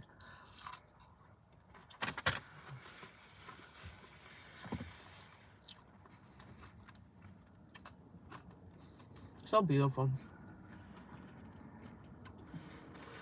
Good morning. How's everybody doing today?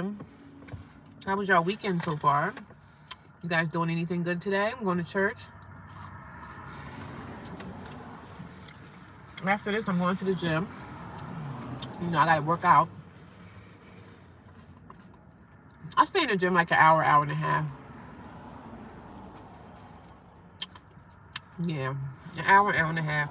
Sometimes just an hour, but sometimes if it's a day I really don't want to do anything, I might just do 30 minutes or something. But good morning, how are you?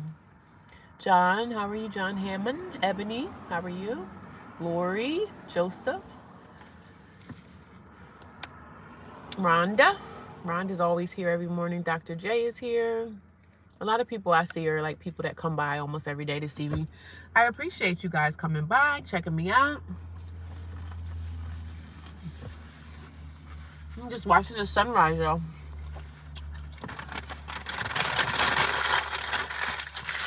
I'm not able to watch the sunrise every morning, but I try to do it at least maybe once or twice a week. I'm on vacation for my job. I was off all last week, and I actually go back to work this Thursday. So it's a little boring. You know, I get up and do my thing. I get up and exercise, go to the gym, get my coffee. But I'm actually kind of ready to go back to work, because once I go to the gym, work out, after the gym, I might try to grab me something to eat, and then I just park at somewhere. I park somewhere, and I'm just sitting around like at a park, or, you know, because I don't want to go back to the homeless shelter because there's nothing to do there but just sit. So I try to keep myself, I'll be sitting in my car on my phone, basically. I'm in the United States of America, in New Jersey.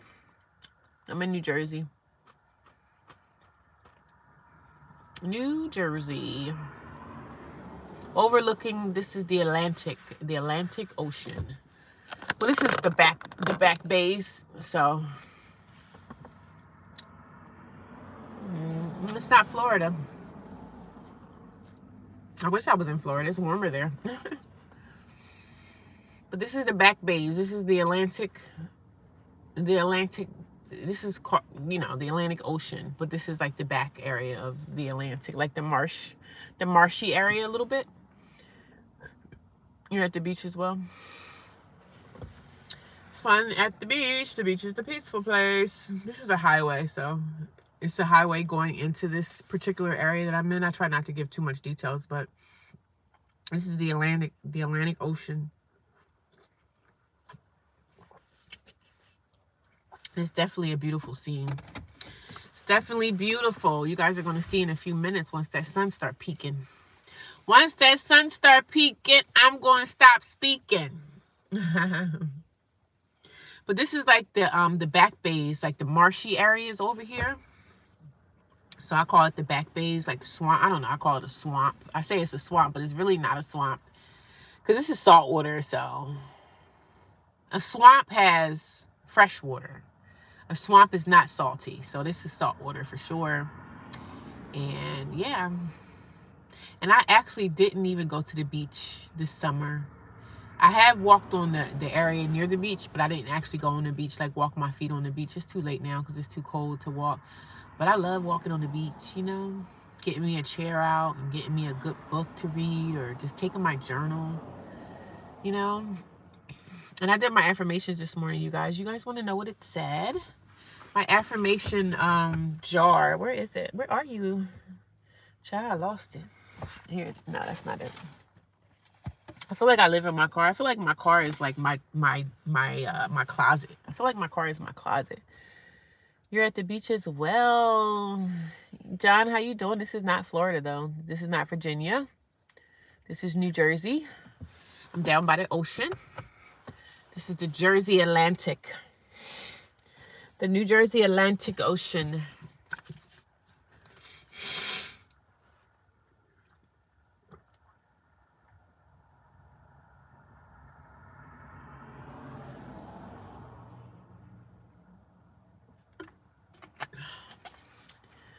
Beaches here were great. Where are you at? You're in Florida? Have you ever heard of M31? No, who's that? Beautiful in Florida. I know Florida is beautiful. I know Florida is beautiful, and I know there's a lot of homeless people in Florida.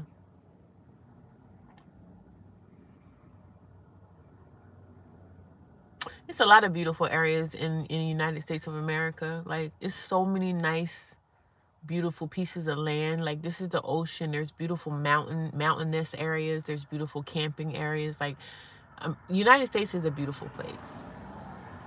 A lot of homeless people here, yeah, because it's warm there and they could survive there.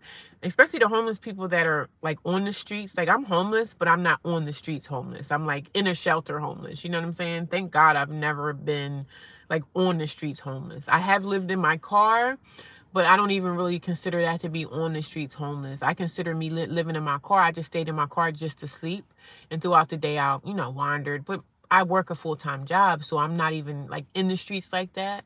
A lot of people that live in the streets homeless, most of those people don't work. They're just in the streets. Like, some of them probably have drug addictions or mental illness or whatever. But the people that you see on the streets, like actually sleeping behind stores and sleeping on sidewalks, a lot of them got like mental problems, mental illness, probably mixed with drugs or drugs and mental illness together. That's what I learned from seeing what I see, at the shelter where I'm at. There's people that sleep outside of the shelter on the sidewalk. And I'm like, why would y'all want to sleep on a sidewalk, a cold, dirty sidewalk? Spiders, bugs crawling everywhere.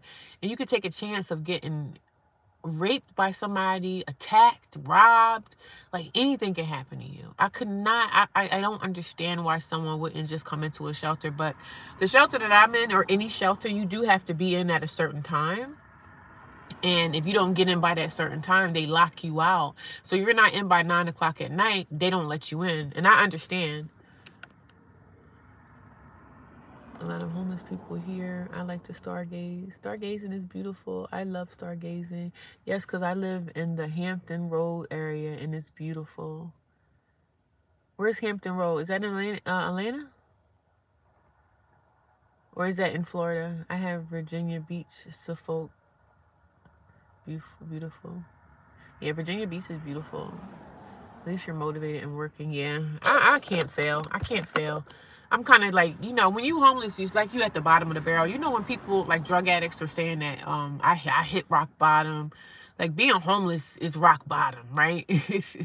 Especially when you're homeless and you don't have that family support. You don't have that family to push you and help you get on your feet. I don't come from that type of family. I don't come from that type of lineage. It's like, when you screw up out here, you out here on your freaking own. So I don't have that support. And that drives me even more. But I was always like this even when I had things. Like I always had a job. I don't care if I was working at McDonald's flipping burgers or scrubbing somebody's floor. I always will have a job as long as I'm alive because I can't not work. It's just in me. You know, I've been working since I was, what, 15 years old? Always had a full time job. I don't even think there was a time in my life that I ever had like a part time job. I've always worked full time and always had a second job. There was a time that I worked like two full-time jobs and that was exhausting, but I made good money, but it was just exhausting. But I'm always going to work now.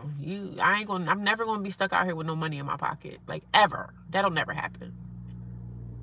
So I have a good work history, you know, behind me and everything. So, but I couldn't ever see myself just being like a straight up bum and just not even wanting to work a job. Like I cannot do that. I can't do it. I gotta be motivated every day. Get out here. Like today, I'm going to church, so I'm excited about that. Just to give God the praise, give the Lord the praise, because God is the only thing that's keeping me around. I'm telling you, God has really got my back. God has got my back in this situation. So I'm going to church today. I've been going to church every Sunday, so it gives me something to do, and it also gives me a chance to, you know, praise and worship with other believers. So I look forward to that. And I'm not perfect, you know. I'm not one of those cookie cutter Christian people that figures that I'm like better than the next person and I'm better than you. I'm not one of those people because man, I'm a wretch. I am a wretch, okay? I am a wretch. But this has been like rock bottom. This has been my life's rock bottom. And my situation has nothing to do with like drugs or alcohol, thank God.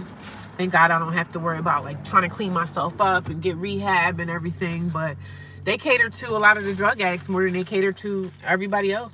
A lot of the drug addicts, they go to treatment. Some of them need intensive treatment. So I'm glad that's not my issue at all. Thank God. My issue was, you know, I just made some bad decisions in my life and lost, you know. But I guarantee you, after this spout, this situation, I will never ever lose my place again. Cause like how important it is to have a home, a house, a place to rest your head at night, a place to go sleep, like just to get into my bed, a nice soft mattress, my sheets, everything is so like I miss that. I miss that. God got me out of my situation. It really helps. Yes. I've been praying since day one. I mean, when I first became homeless, I was scared, you know. I went through so much, but look where I'm at now. I'm doing good. I still have my job. I'm still, my credit is decent. I worked on my credit. I got me another car. Like, I've come so far in this journey of me losing everything. I've came so far. So I'm grateful how far I came, and I'm proud of myself because if it wasn't for God, me pressing in and praying and asking God for forgiveness and things that I've done and just working out my life, y'all gonna know the full story. Like I don't tell everything. I just pretty much focus on me being homeless and my experience at the homeless shelter. But I have a whole bunch of stuff that y'all gonna know one day. But now's not really the time for me to tell the entire story. It's not time for me to tell my entire testimony because it's a very emotional testimony. And I went through a lot. I went through a lot. The last 3 years of my life have been, the last 4 years of my life have been just hell. So, but one day I'm going to tell the whole thing. I just focused on right now me being homeless and this journey and getting through this because I'm in a better place than most. You know what I'm saying? Some people are in the hospital, they can't move their limbs, they can't walk, they can't talk, they're just laying there. So I just got to get my life in order, and I can't. It's coming to order, you know. It's slowly but surely. It's coming around. I wish it could move faster, but my life is moving in the rate that it needs to move in. Like this is how my life is supposed to be right now. This is the rate. God is teaching me a lesson in so many things that I've done. You know what I'm saying?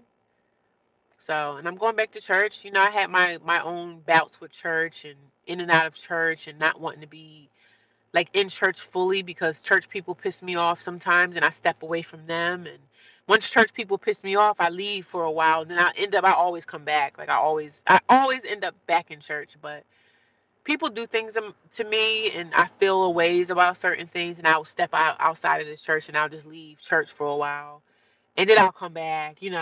I'll never turn my back on God, and I'm always going to be a believer in Christ until the day that I die, because that's what I believe in. But I'll never turn my back on God. I'm gonna always be a believer, even if I'm not in church. I always have that belief system that God is watching over me. Prayer changes things for sure. Yeah, definitely. We're doing it together. Yes, Dior. How you doing?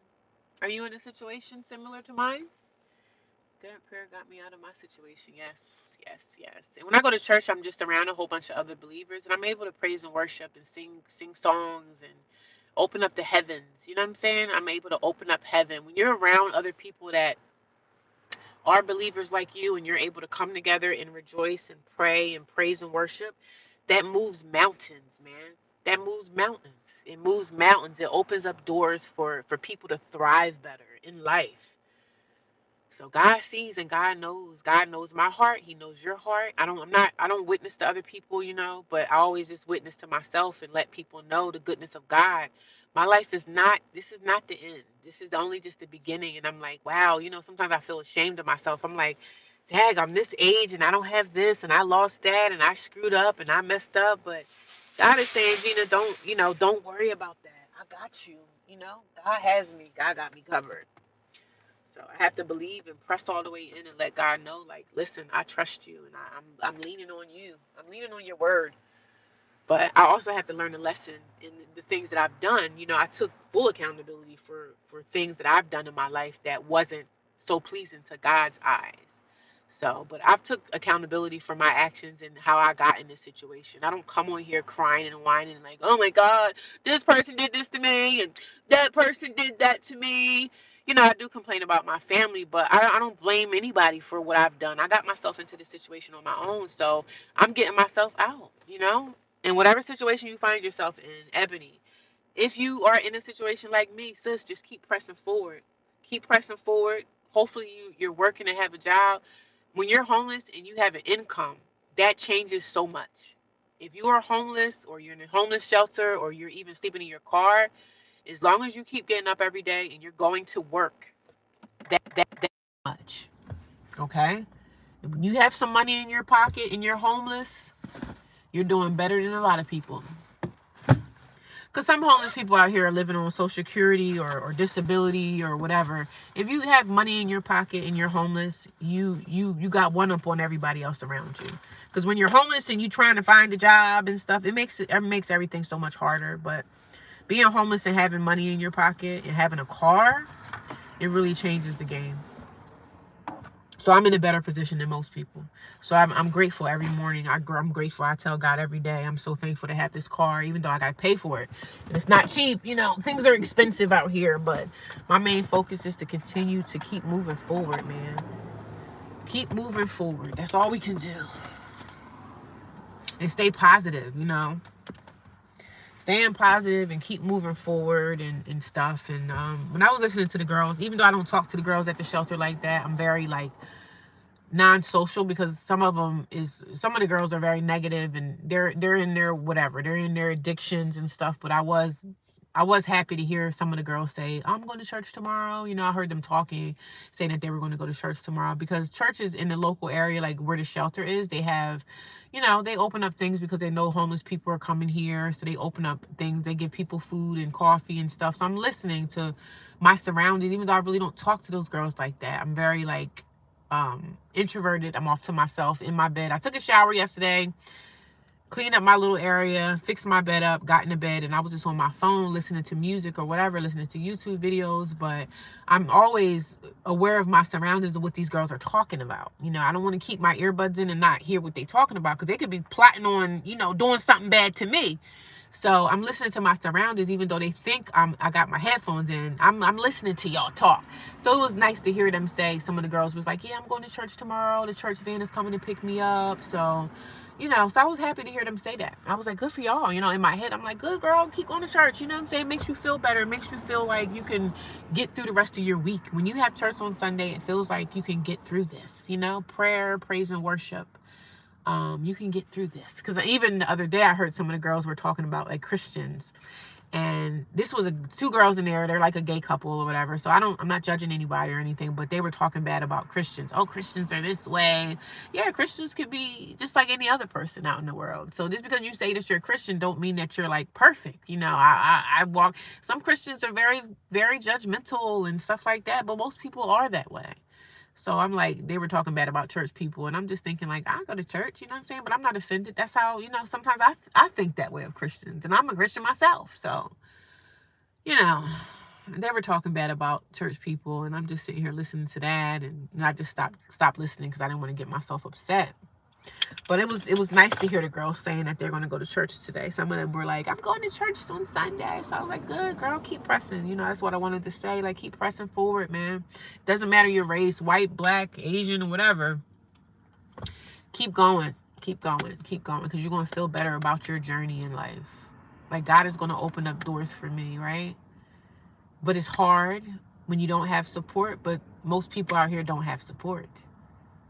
So, and I'm one of those people, and I'm not embarrassed to say it. Like, this is my life. I don't have my family because my family is off living their life. They're not concerned about me, and they don't have to be concerned about me if they don't want to be.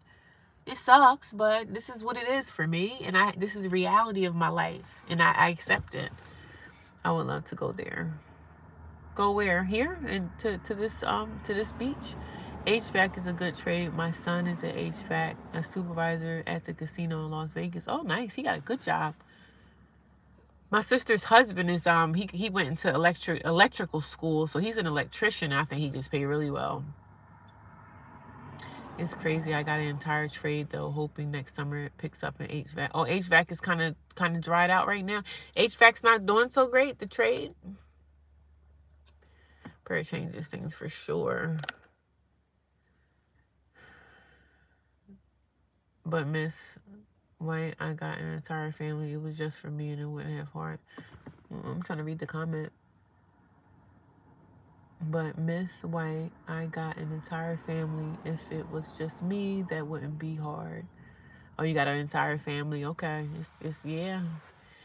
It takes a lot of money to take care of a family. A lot of people out here are stressed out with life, and it sucks that most of us have to work 2 or 3 jobs to get by. So I'm like, damn, if you have a family, can you even spend time with your family? Because most of us are out here working, slaving every day. It sucks.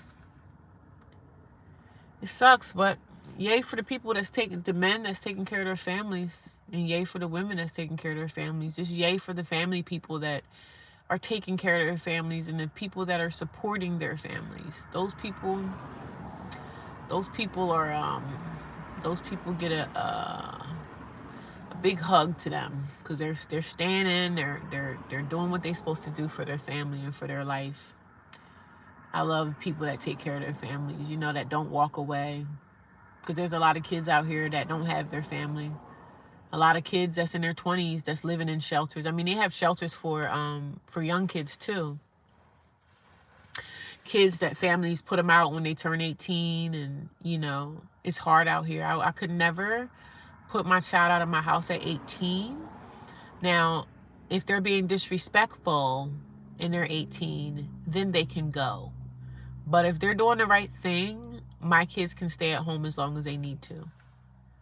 So my kids can stay at home as long as they need to. I always provide. That's why I'm trying to provide a place, like get my stuff together so I can get my kids. But my kids are teenagers now. So, and I have, I don't talk about my kids too much, but I do have my daughter. So as soon as I get myself together, she's going to come back home with me. So if my kids are disrespectful and they're over 18 and they've graduated high school and they want to be in my house and they want to be disrespectful and they don't want to take responsibility for cleaning and doing what they have to do around the house, then they can hit the streets. So I could never put my kids out either.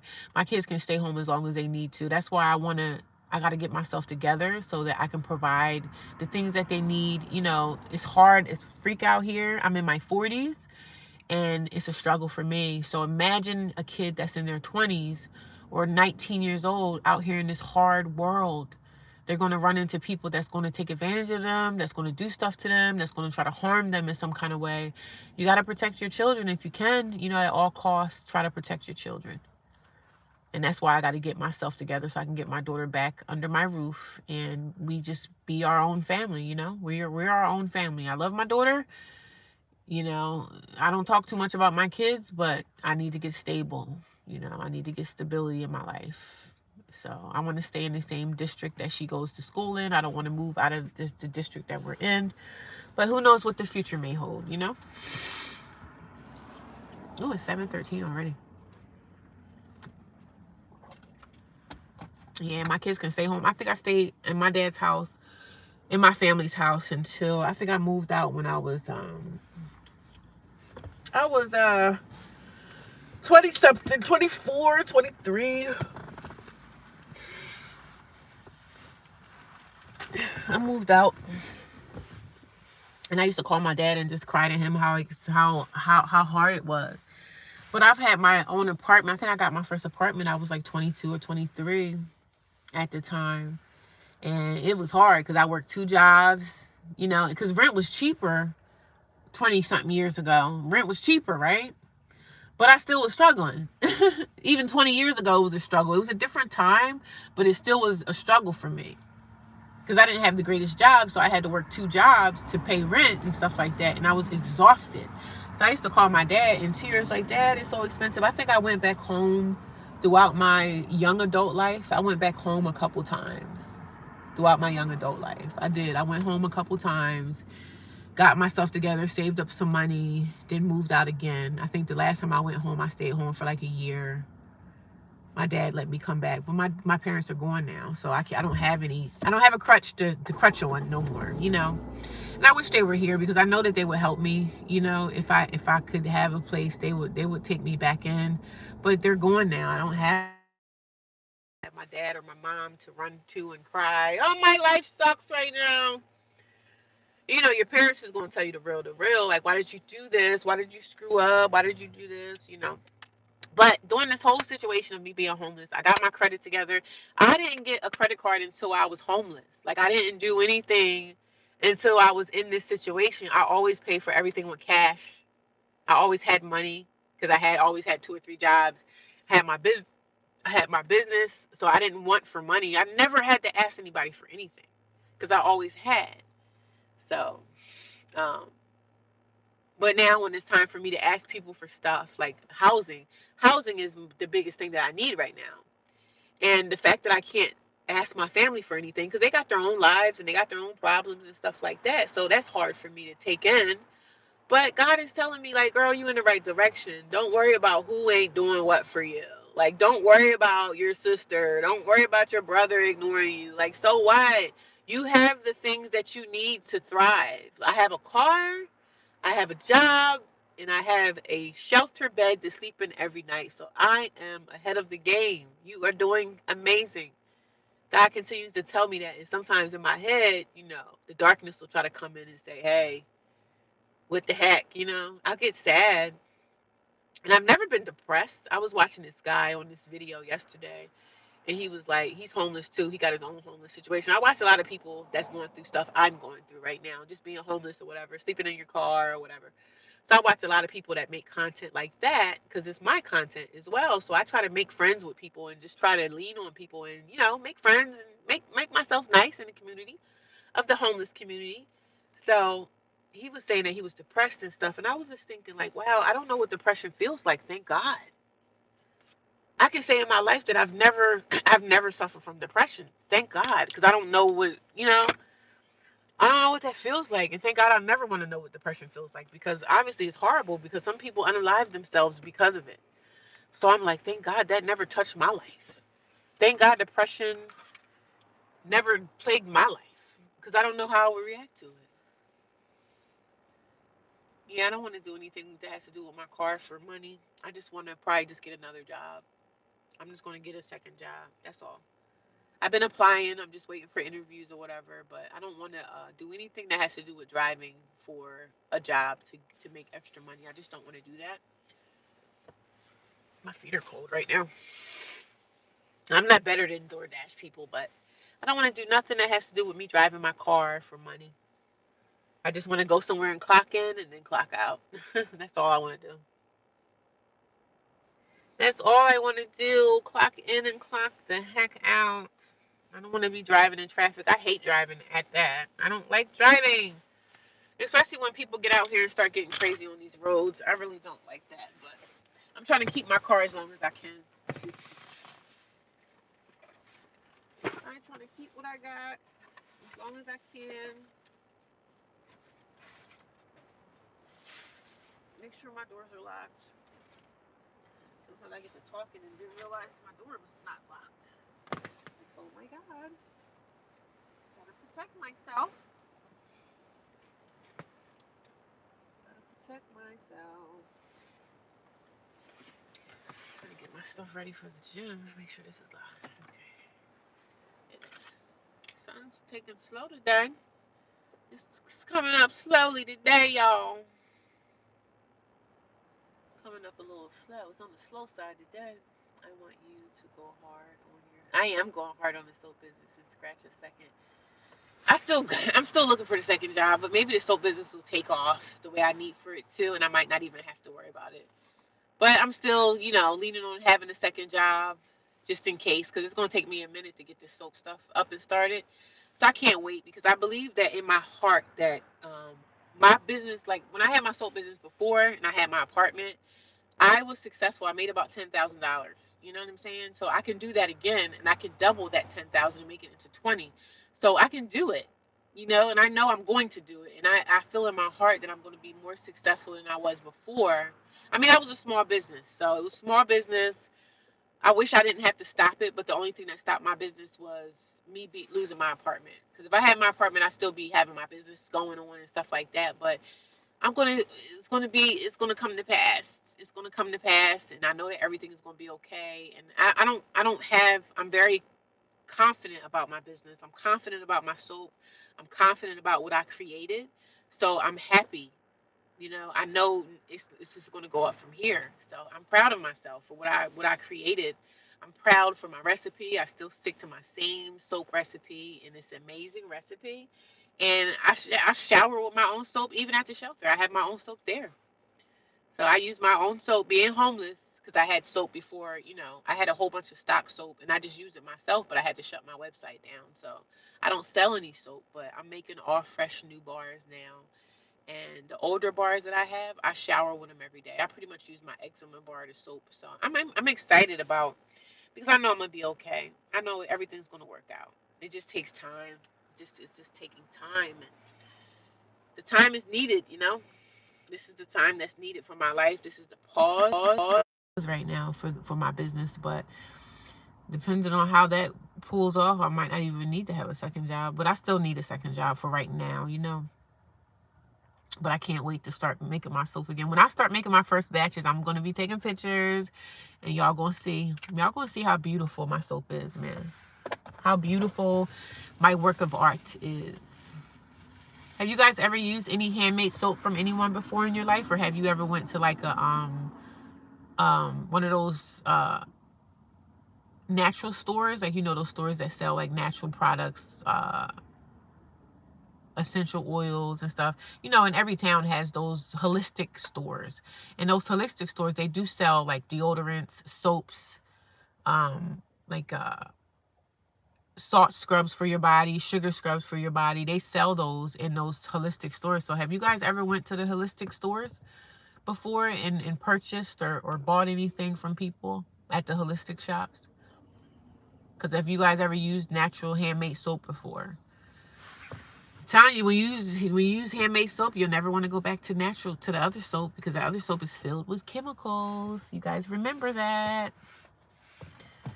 So it's always great to make your own. Like, it is always good to make your own food. It's always good to use your own products for your skin as well. So I know I'm gonna be okay. I know I'm gonna be all right. I'm making it through this. I'm getting through this. I'm getting through. Every day it gets a little bit lighter for me. I say every day gets a little lighter for me. So it's a little bit lighter. No, I haven't, but I have used handmade soap and loved it. Yeah, good. Good, good, good. I remember when I used to go to the little I used to set up my own table in these thrift shops, and I used to have it going on, you know. But when I had my soap business, I also still had two jobs. I was making pretty good money. But when I lost my apartment, I had to stop. So I'm gonna, you know, get back in touch with all my customers I had from the past, because I still have everybody's email addresses and everything, so I can get back in touch with my base. And you know, I had my customers from work, and had my customers that were like around my area where I lived. I had customers that would come to my house and pick up soap, and you know, and I had people that bought soap and I would mail it to them. And some people would complain and saying, "Oh, it's too expensive." And I said, "Well, you buy what you want to buy. If you want to buy it, you buy it. If you don't want to buy it, you're not interested in it, that's fine too." So, but, you know, I encourage people to try to find things that are good for your skin. And finding stuff that's good for your skin is not something that has like 30 ingredients in it. So I leave that there. And I haven't been using deodorant under my arms for like 6 years now. I haven't used deodorant ever. Like, I use my natural deodorants when I make it for myself, but I haven't been making it since I've been homeless. But I don't use deodorant. I haven't used store-bought deodorant in like 6 years. I don't even wear deodorant under my arms. So, um, yeah, the natural deodorant, the deodorants that's in the stores and stuff like that, Walmart, Sam's Club, and all that. Stop buying them run-of-the-mill deodorants, because they're hurting your underarms. It's not good. The chemicals are killing. It goes right into your bloodstream and stuff. All those chemicals. Just look on the back of your deodorant container and Google the ingredients that you see on those containers. Google the ingredients and see what it is. See what you're putting on your skin. It's nothing good. All that stuff in those stores. No, no, no. Like they say, it's good to eat, to cook a meal at home. It's also good to have your own skincare products. If you can make your own stuff, if you know how to do this. And some people don't want to make stuff because they don't have time. So if you don't have time, try to support a small business. Anybody that you know running a small business and they're selling something that's good for you, go with the small business. Forget Walmart. Forget this. But Walmart, I can get me a bar of soap for $3. Well, go there and get your $3 soap filled with chemicals. Go there and get that. You don't have to tell me. You go buy what you want to buy. A person is going to buy what they want. And me, when I make handmade soap, I'm only attracting a specific person. I'm not attracting a person that wants everything fast. Like soap, natural skincare products take time. It takes time to make them. It's a different type of product, and it's either you like it or you don't. I just attract more people that's like in the yoga communities, a lot of people that's into the natural holistic community. I get those kind of people. So if it's not your thing, you don't have to purchase from me, because people used to tell me all the time, "Oh, it's too expensive. It's this, it's that." You're gonna buy what you want to buy, and if you're not interested in the product, that's okay too. But you don't really have to tell me. Just don't buy it, and that's all right. I don't feel offended. Some lady was like yelling at me like, "I can go in so and get a bar of soap at the dollar store." We'll go to the dollar store and buy that bar. But that bar that you're buying at the dollar store is not comparable to mine. I'm going to look into making some deodorant and moisturizing cream. Yeah, it's easy to make. It's easy to make. A lot of people just don't want to make it because they don't really have the time. But I make my own lotion. I started off making deodorants. And then from deodorants, I started to do my research and learn how to make soap. So then I started making soap. But I started off making deodorants. And sold a few of the deodorants. And then I just got into making soap. So I was making soaps and deodorants. I was selling soaps and deodorants. And then after that, I said, you know what? Let me start making some lotions for myself. I made this big gallon of lotion. It was unscented. And I just started using it on my skin. And that's all I use is my own stuff on my skin. I want to go as far as making my own toothpaste. But, you know, making stuff that way, it takes a lot of time and, you know. But I just stick to the basics. Like right now, I'm just opening up, making my own, you know, making my soaps again. And then after that, I can branch off and probably start doing my lotions again and doing deodorants. But I don't even wear deodorant under my own skin. I don't wear deodorant because I was making my own natural deodorant. I'm going to make my own deodorant again. I just have to get the time and the space and, you know, the location that I'm going to be making my stuff again. But trust me, it's coming again. So it's gonna be back on. I'm getting back on my game. I'm getting back up there, baby. Look at that sun. Sunshine, sunshine, blue skies. Please go away. gone away. My life is filled with blue. Day after day, I stay locked up in my room. I love the Temptations, y'all. And I'm not even in that era, but I love the Temptations. I used to listen to the Temptations when I was in my 20s. Yes, I did. The Temptations and Michael Jackson. I love Michael Jackson. When Michael Jackson died, I was traumatized. I was traumatized because I thought I was going to meet Michael Jackson one day. I really did. Look at the sun, guys. Look at that. I'm sorry, that sign is in the way. I'm going to have to move. Let me move my car over a little bit so y'all can see that. I'm right. The sun shines right by that stupid sign that's in the way. I can see it a little bit better, but... Oh, my God. Isn't that beautiful? Amazing. Oh, shoot. Oh my God. Didn't mean to do that. Uh-oh. I'll stay locked up in my room. Myself strange. I wish I would have. I hope I didn't. Oh, shoot. Oh, it's chilly. Oh, it's chilly. Look at that sun, y'all. Isn't that beautiful? Beautiful. Beautiful. Let me see what I'm wearing. I already got my gym clothes on. I'm talking about what I'm going to wear to the gym. I already got it on. So I'm glad I went to the gym and got my shampoo back, man. Because this guy going to sit here and lie talking about, so, oh, no, I don't see it. You freaking liar. He's a liar. His pants are on fire. This guy at the gym lied to me. People are such liars. It's a shame you can't trust anybody. It's a shame you can't trust anybody. That's another reason why I stay to myself. Like, I don't communicate with people. I had people that's supposed to have been my friend that screwed me over. And it's a shame, and I know you can't go in life not trusting people and not, putting your trust in people. But when people really screw you so much in life, your family and all this stuff, you don't really have much trust or hope in another human being again. That's a sad way to live, but it's a shame that that's how most people live. You can't trust nobody because most people that you let close to you have screwed you in some type of way. You trusted them, and they just turn around and treat you like you're nobody. You could do so many things for a person in your life, but then when it's time for you to need help, the clouds are blocking the sun. Is it cloudy where you're at? Do you mind telling me what state you're in? What state are you in? If you don't mind sharing. So yeah, people just lost so much trust in a person because of the way people act today. Nobody gives a damn. Nobody gives a damn.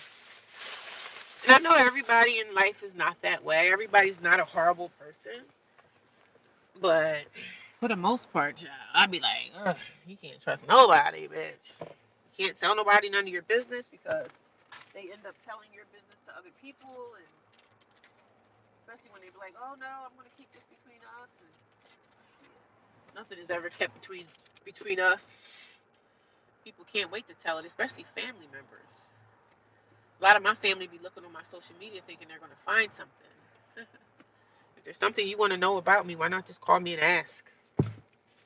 But when people think that they're better than you, oh, she lost this, oh, she lost that, she lost her place, kiki. People be liking when you lose stuff. They like when you lose things. Because they don't want you to do better than them. They don't want you to get your lick back because they scared you gonna do better than what they're doing. And they like, well, she ain't gonna do better than me. God forbid. They don't want you to do better than them, honey.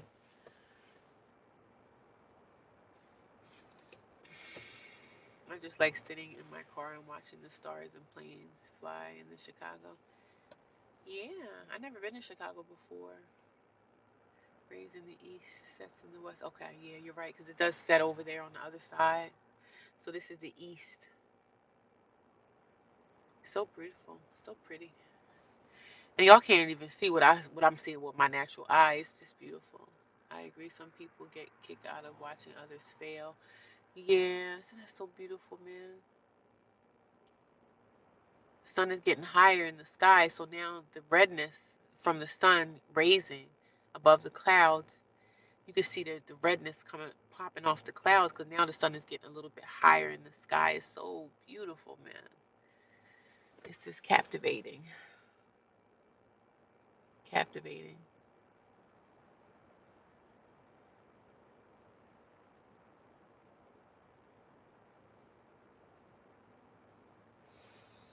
So beautiful. If you guys are able ever to see this, man, you better get you a picture. Watch this if you're able to. If you have time. Everybody's not able to watch this because most people are sleeping, but they're sleeping or going to work or whatever. But if y'all ever able to watch this, man, even the sunsets are amazing. It's amazing, man. I'm a nature girl anyway, so stuff like this just really. Imagine if I was in the mountains. It would be even better. I mean, the sun rises really early in the morning in the mountains, but imagine seeing this on a mountaintop. Oh God, I'd probably start crying. I'd probably be so emotional. Chicago, I follow a dude out there. He lives in the streets as well, but I'm not sure if he likes dudes, but I don't, no judgment. Oh, you watch a homeless guy from Chicago? Stargazing. I never stargazed before. I know some people sun gaze. I look at the sun sometimes, but you can't look at it for too long because, of course, you're going to go blind. You'll go blind, and I don't think it's good to look at the sun too long. You can't. You can't look at the sun for too long. I don't even think I see at nighttime. I don't see stars like I used to. Remember when we were kids, you would see the stars and they would feel like they're like falling out the sky because they're so close. They feel so close to us. I don't see stars like that anymore. I'm sorry. I just don't. Not where I'm at. So I don't know if you guys see the same thing. I don't see stars anymore. Stars when I was a kid, man, it'd be like hundreds of stars in the sky. It felt like you could put your arm up and reach the star. You can't do that anymore. The world is just a different place, man. The world is a different place, darling.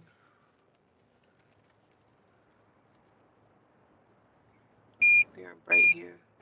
I guess it depends on where you're at in the world. There are lots of homeless people in Chicago. There's just homeless people all over the place, child. It's so sad. But, if they're homeless and they're doing things to try to get their life back in order, that's great. But some homeless people end up staying homeless for the remainder of their lives and they don't want to change their situation because they might be struggling with, addiction or whatever. But for the most part, I know I gotta change. I can't stay like this. I can't live like this. I don't want to. This is not my. I gotta get back into housing and be comfortable again with life. Even though it's hard and everything and it's a struggle out here, I still gotta get back into the world and, you know, I gotta do better. I don't want to stay like this forever. You know what I mean? I can't stay in this cycle of. I can't stay in this cycle. I'm gonna go to the gym now. I'll talk to y'all while I'm riding to the gym, y'all. But I want better for myself, and I'm going to get better for myself. I hope you guys enjoyed that. I wish I could have stayed a little bit longer, but I got to go exercise. That's how I start my day. Exercise before I go to church. And when I get out of church, maybe I'll do a live stream in the afternoon. But now it gets dark earlier, so sometimes I don't like to do live streams when y'all can't really see me or whatever. And sometimes I just put on this picture. Some people get upset with me because they're like, what is that? Some people are like, I can't see you. Some people get mad when they can't see me, but I mean, I don't always have to show my face or whatever. If I don't want to, I don't have to. But look at that. The sun went back behind the clouds. There's clouds over there blocking it. But it's still beautiful. It's still beautiful. It's still beautiful.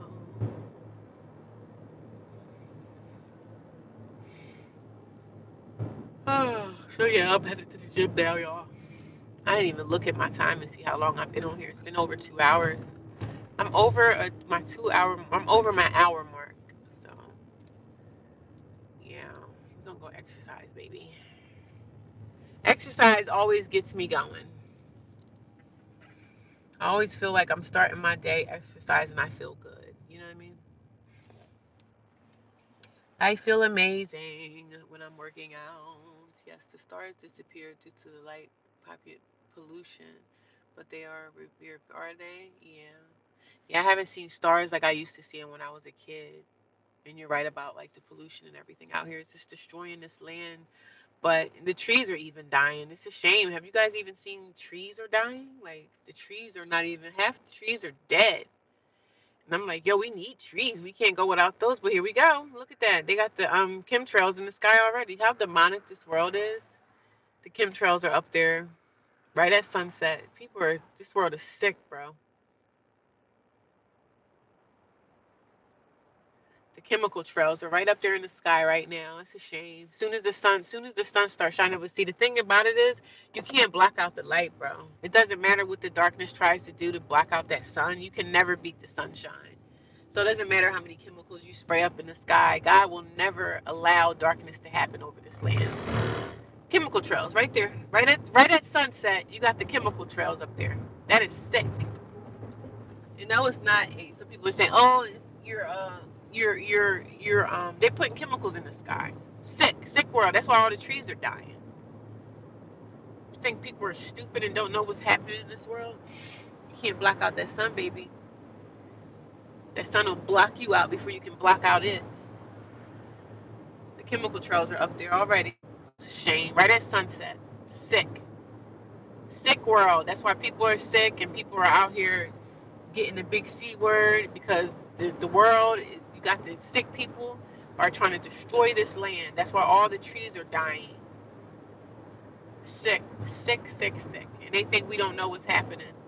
The chemical trails in the sky, they're right up there at that sunlight. Right now, those planes are flying, spreading chemicals in the air, spreading chemicals in the water. That's why everything is screwed up in this world.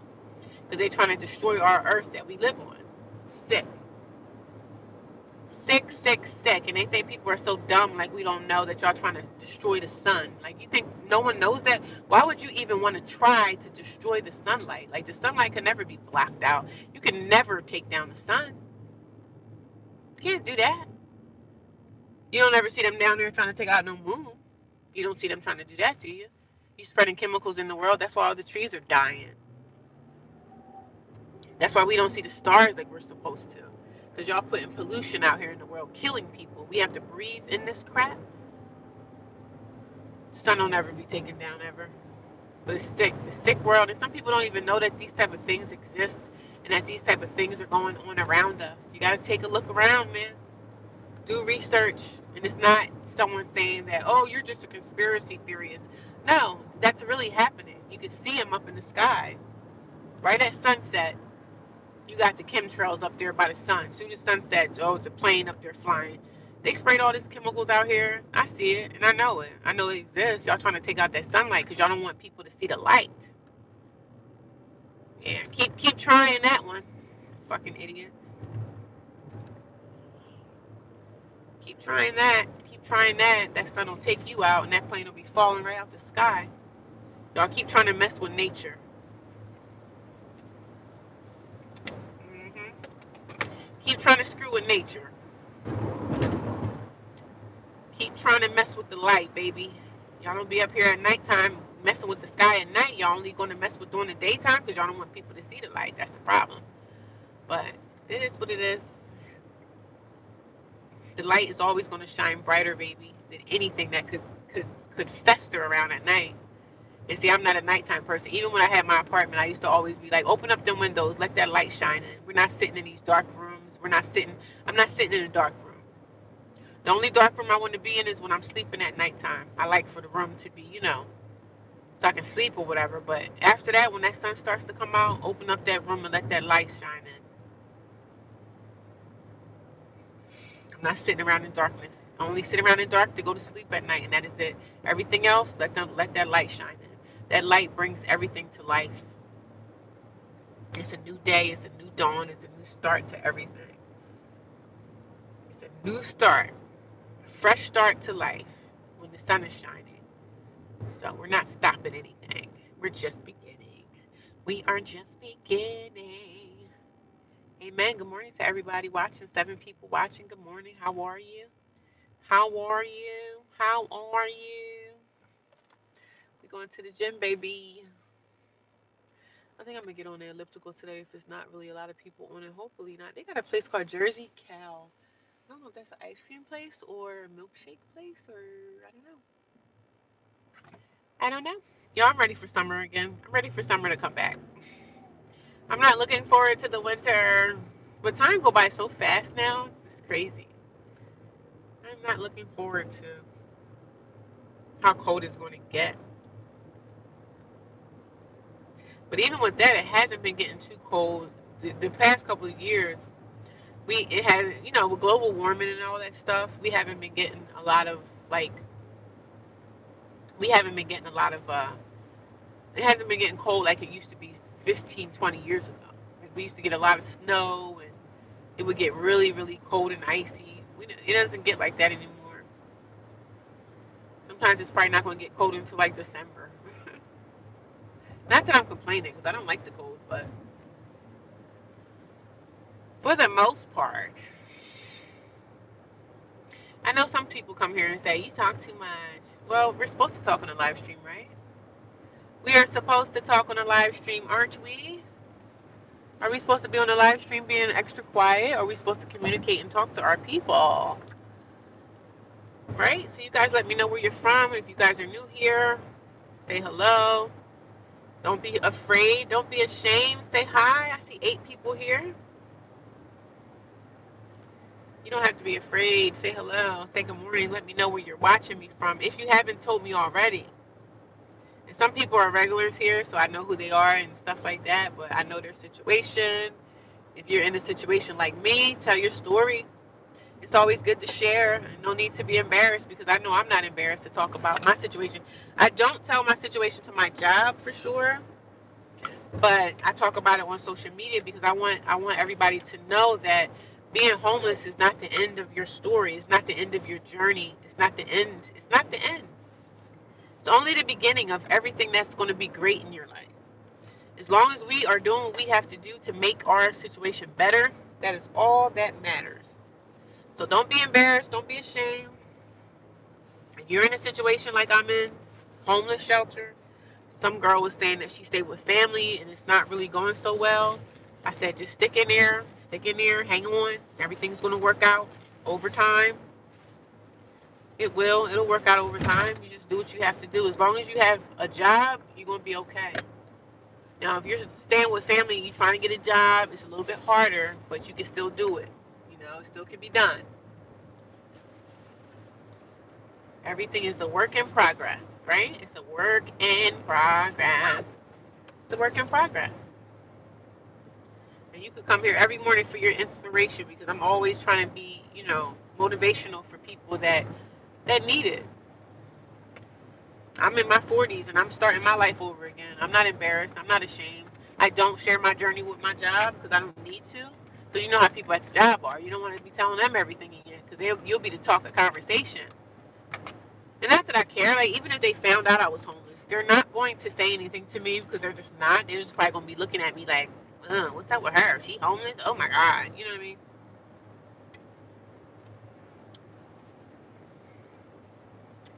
So I don't share my situation with work. I don't trust anybody at work, so I don't bother with people. I keep my life neutral and I keep it light at work.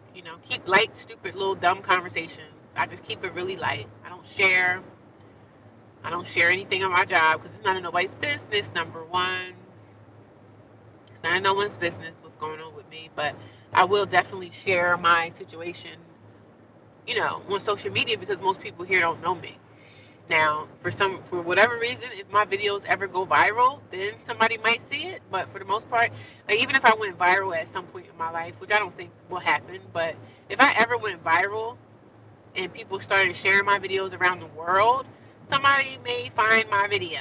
And even if they did find my video, I really wouldn't care. I wouldn't care. I'm not ashamed of my journey. I'm not ashamed of my story. It is what it is. I'm not the first person in the world to be homeless, and I'm not going to be the last. So I just happen to share my pain, share my story, share my situations, and that's it. That's it. I just happen to share my journey, sharing my story. Who knows? Maybe somebody at church might need a room. They might let me move in with them and say, hey, I could use somebody to help me with some bills around the house. So who knows? Who knows what situation we shall find ourselves in. I gotta give me some candy when I gotta give me some mints and stuff. But I got, I gotta go back to work on Thursday. I'm ready to go back 'cause I'm kind of bored now. I'm kind of bored now, guys. I'm ready to go back to work. I'm ready to go back. There's nothing much going on out here. I'm just out every day, you know. Out every day. When I get out of church today, at least I'm going to church and I have something to do, you know, because having something to do with your day when you're homeless and out here wandering, I can only sit in so many parking lots throughout the day and just start getting bored. I go to parks and, you know, now it's getting a little bit more chilly, so I'm not really out actively doing too much walking in parks because it's getting a little nifty. But for the most part, baby, better days are ahead of me. Better days, better days, better days. Better days are coming. I like getting a head start on my day and not being a part of the crowd. Everybody's trying to get coffee at 8, 9 o'clock in the morning. Now, if I was in my apartment, I'd probably still be in the bed, like laying around, watching my phone or whatever. But Dollar General was open. I could have went there. After church, I probably just end up at the park, like what I normally do. End up at a park somewhere, sitting in my car on my phone or writing stuff down or just starting my week. Okay, what am I going to do this week? What am I doing this week? How am I starting my week this week? What is going to change this week? What am I working on this week? What are my goals this week? You know, when I go back to work, I got to get back into the groove of our new system and try to learn that. And, you know, no matter how dumb I think I am, sometimes when it comes to books and stuff, if I do something every day, I'm going to learn it. But sometimes I don't be wanting to learn it. I be like, I don't want to do this.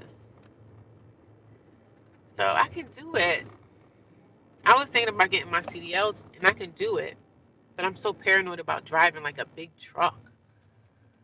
It doesn't even have to be a big 18-wheeler. I was like, I want to get my CDLs. That's something that I can still do. But I'm also like, I don't know. I got to start getting the CDL. I'm going to get the CDL book. I'm going to get my CDLs, y'all.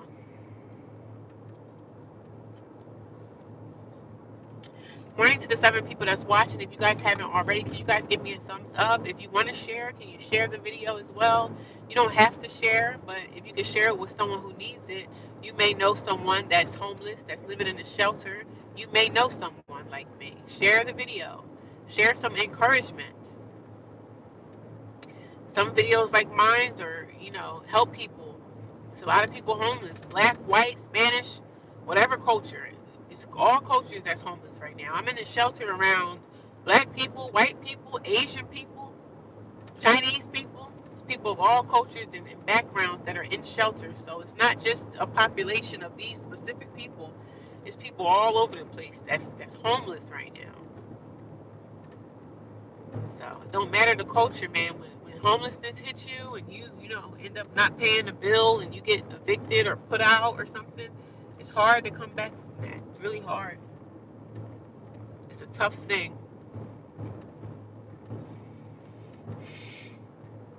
It's tough, but you can get through it though. Just gotta have that determination. Like even right now, I'm like, I don't want to go to the gym, but I could put in an hour. You know, I could put in an hour sitting in my car looking at my phone. I can do that. So why can't I go walk on a treadmill or go on an elliptical or lift some weights for a while?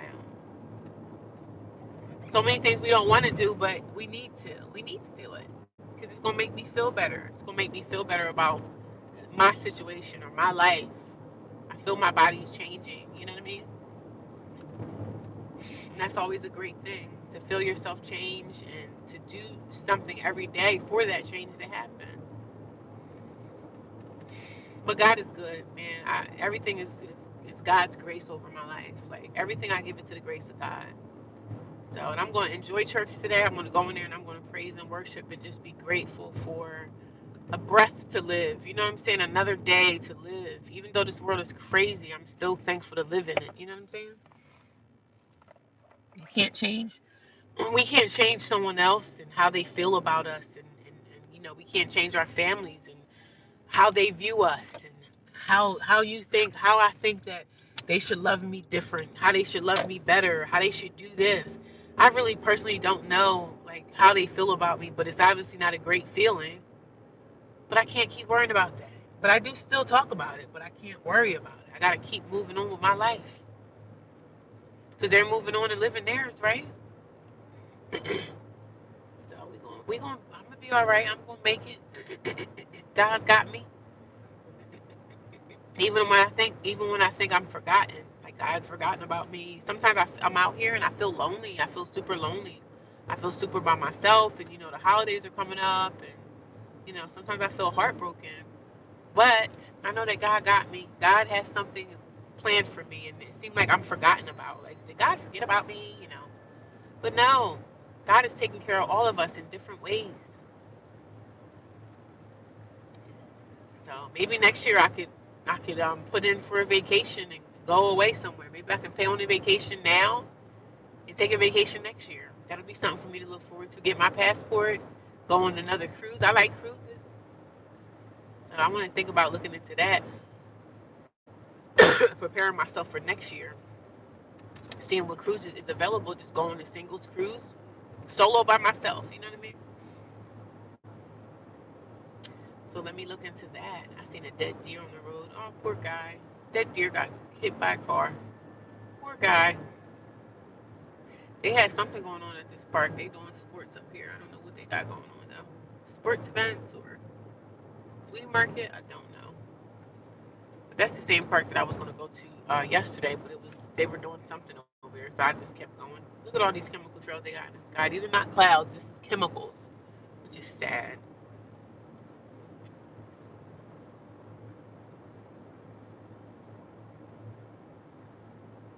This is why the trees are out here dying. Terrible. The world is so demonic. Yeah, I want to get a passport. Yeah, I'm gonna get my passport. That's something I'm gonna work on Monday and Tuesday before I go back to work. I'm gonna go get the paperwork for my passport, fill it out. I was supposed to do this passport a long time ago, but I never did. But now I feel like it's time for me to really get the passport, put that paperwork through. I gotta change my address and just really get this passport. Like even if I don't go anywhere in the next year or two, so what? At least I have it. I'm able to get on that airplane and go somewhere to a different country. Who knows? I might go to India. I know I want to go to Africa. I know my sister goes a lot with her husband because her husband's from Ghana. But I don't go with them because taking a trip to Africa, man, round trip, it'd be like a couple $1,000s. It's very expensive to take a trip to different places, but I want to start experiencing things in other places. Because there's so many people that travel on social media that travel like solo. A lot of women. It can be dangerous, but no need to be scared. You know what I mean? I live in the United States. I got my passport, so I'm not saying nothing can't happen to you. We can't live our lives like being afraid, being scared, and all that stuff. We gotta just go live it. I'm in my 40s and I still have a lot of life left to live. It's not over. It's not over until it's over. I don't want to be afraid. So that's something I said I was going to get on my 2 weeks vacation and get my passport together. Like at least start the paperwork for the passport. And the best time to get the passport is when you don't have anything planned. You don't want to go try to get a passport while you're trying to go on vacation. Because a passport, I think it takes like 2 months to get it all situated. Because I guess they have to check your background, your history, if you're a criminal or not, or a felon or whatever.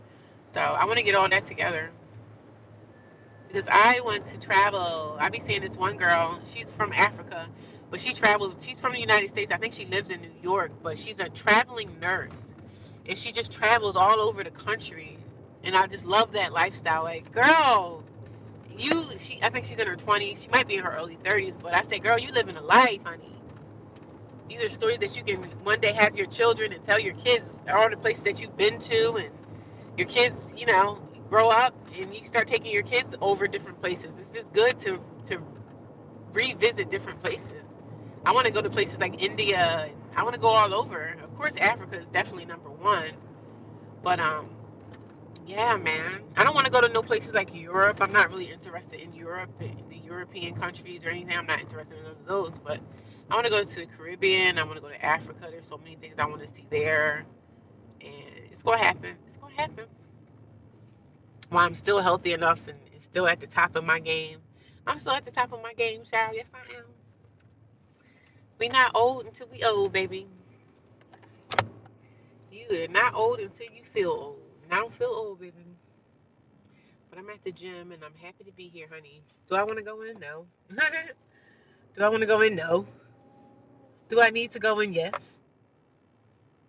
To keep my mind straight, man. This is a mental thing for me. Like, I got to keep my mind together, baby. We keeping our mental mind straight. Straight and sharp, honey. This parking lot is crap. These parking lots at these gyms, they need like a parking lot cleaner. You know, one of them street sweepers. That's what they need here. They be definitely people throwing their like what? How tacky. My son got his passport in 3 weeks. Oh, okay.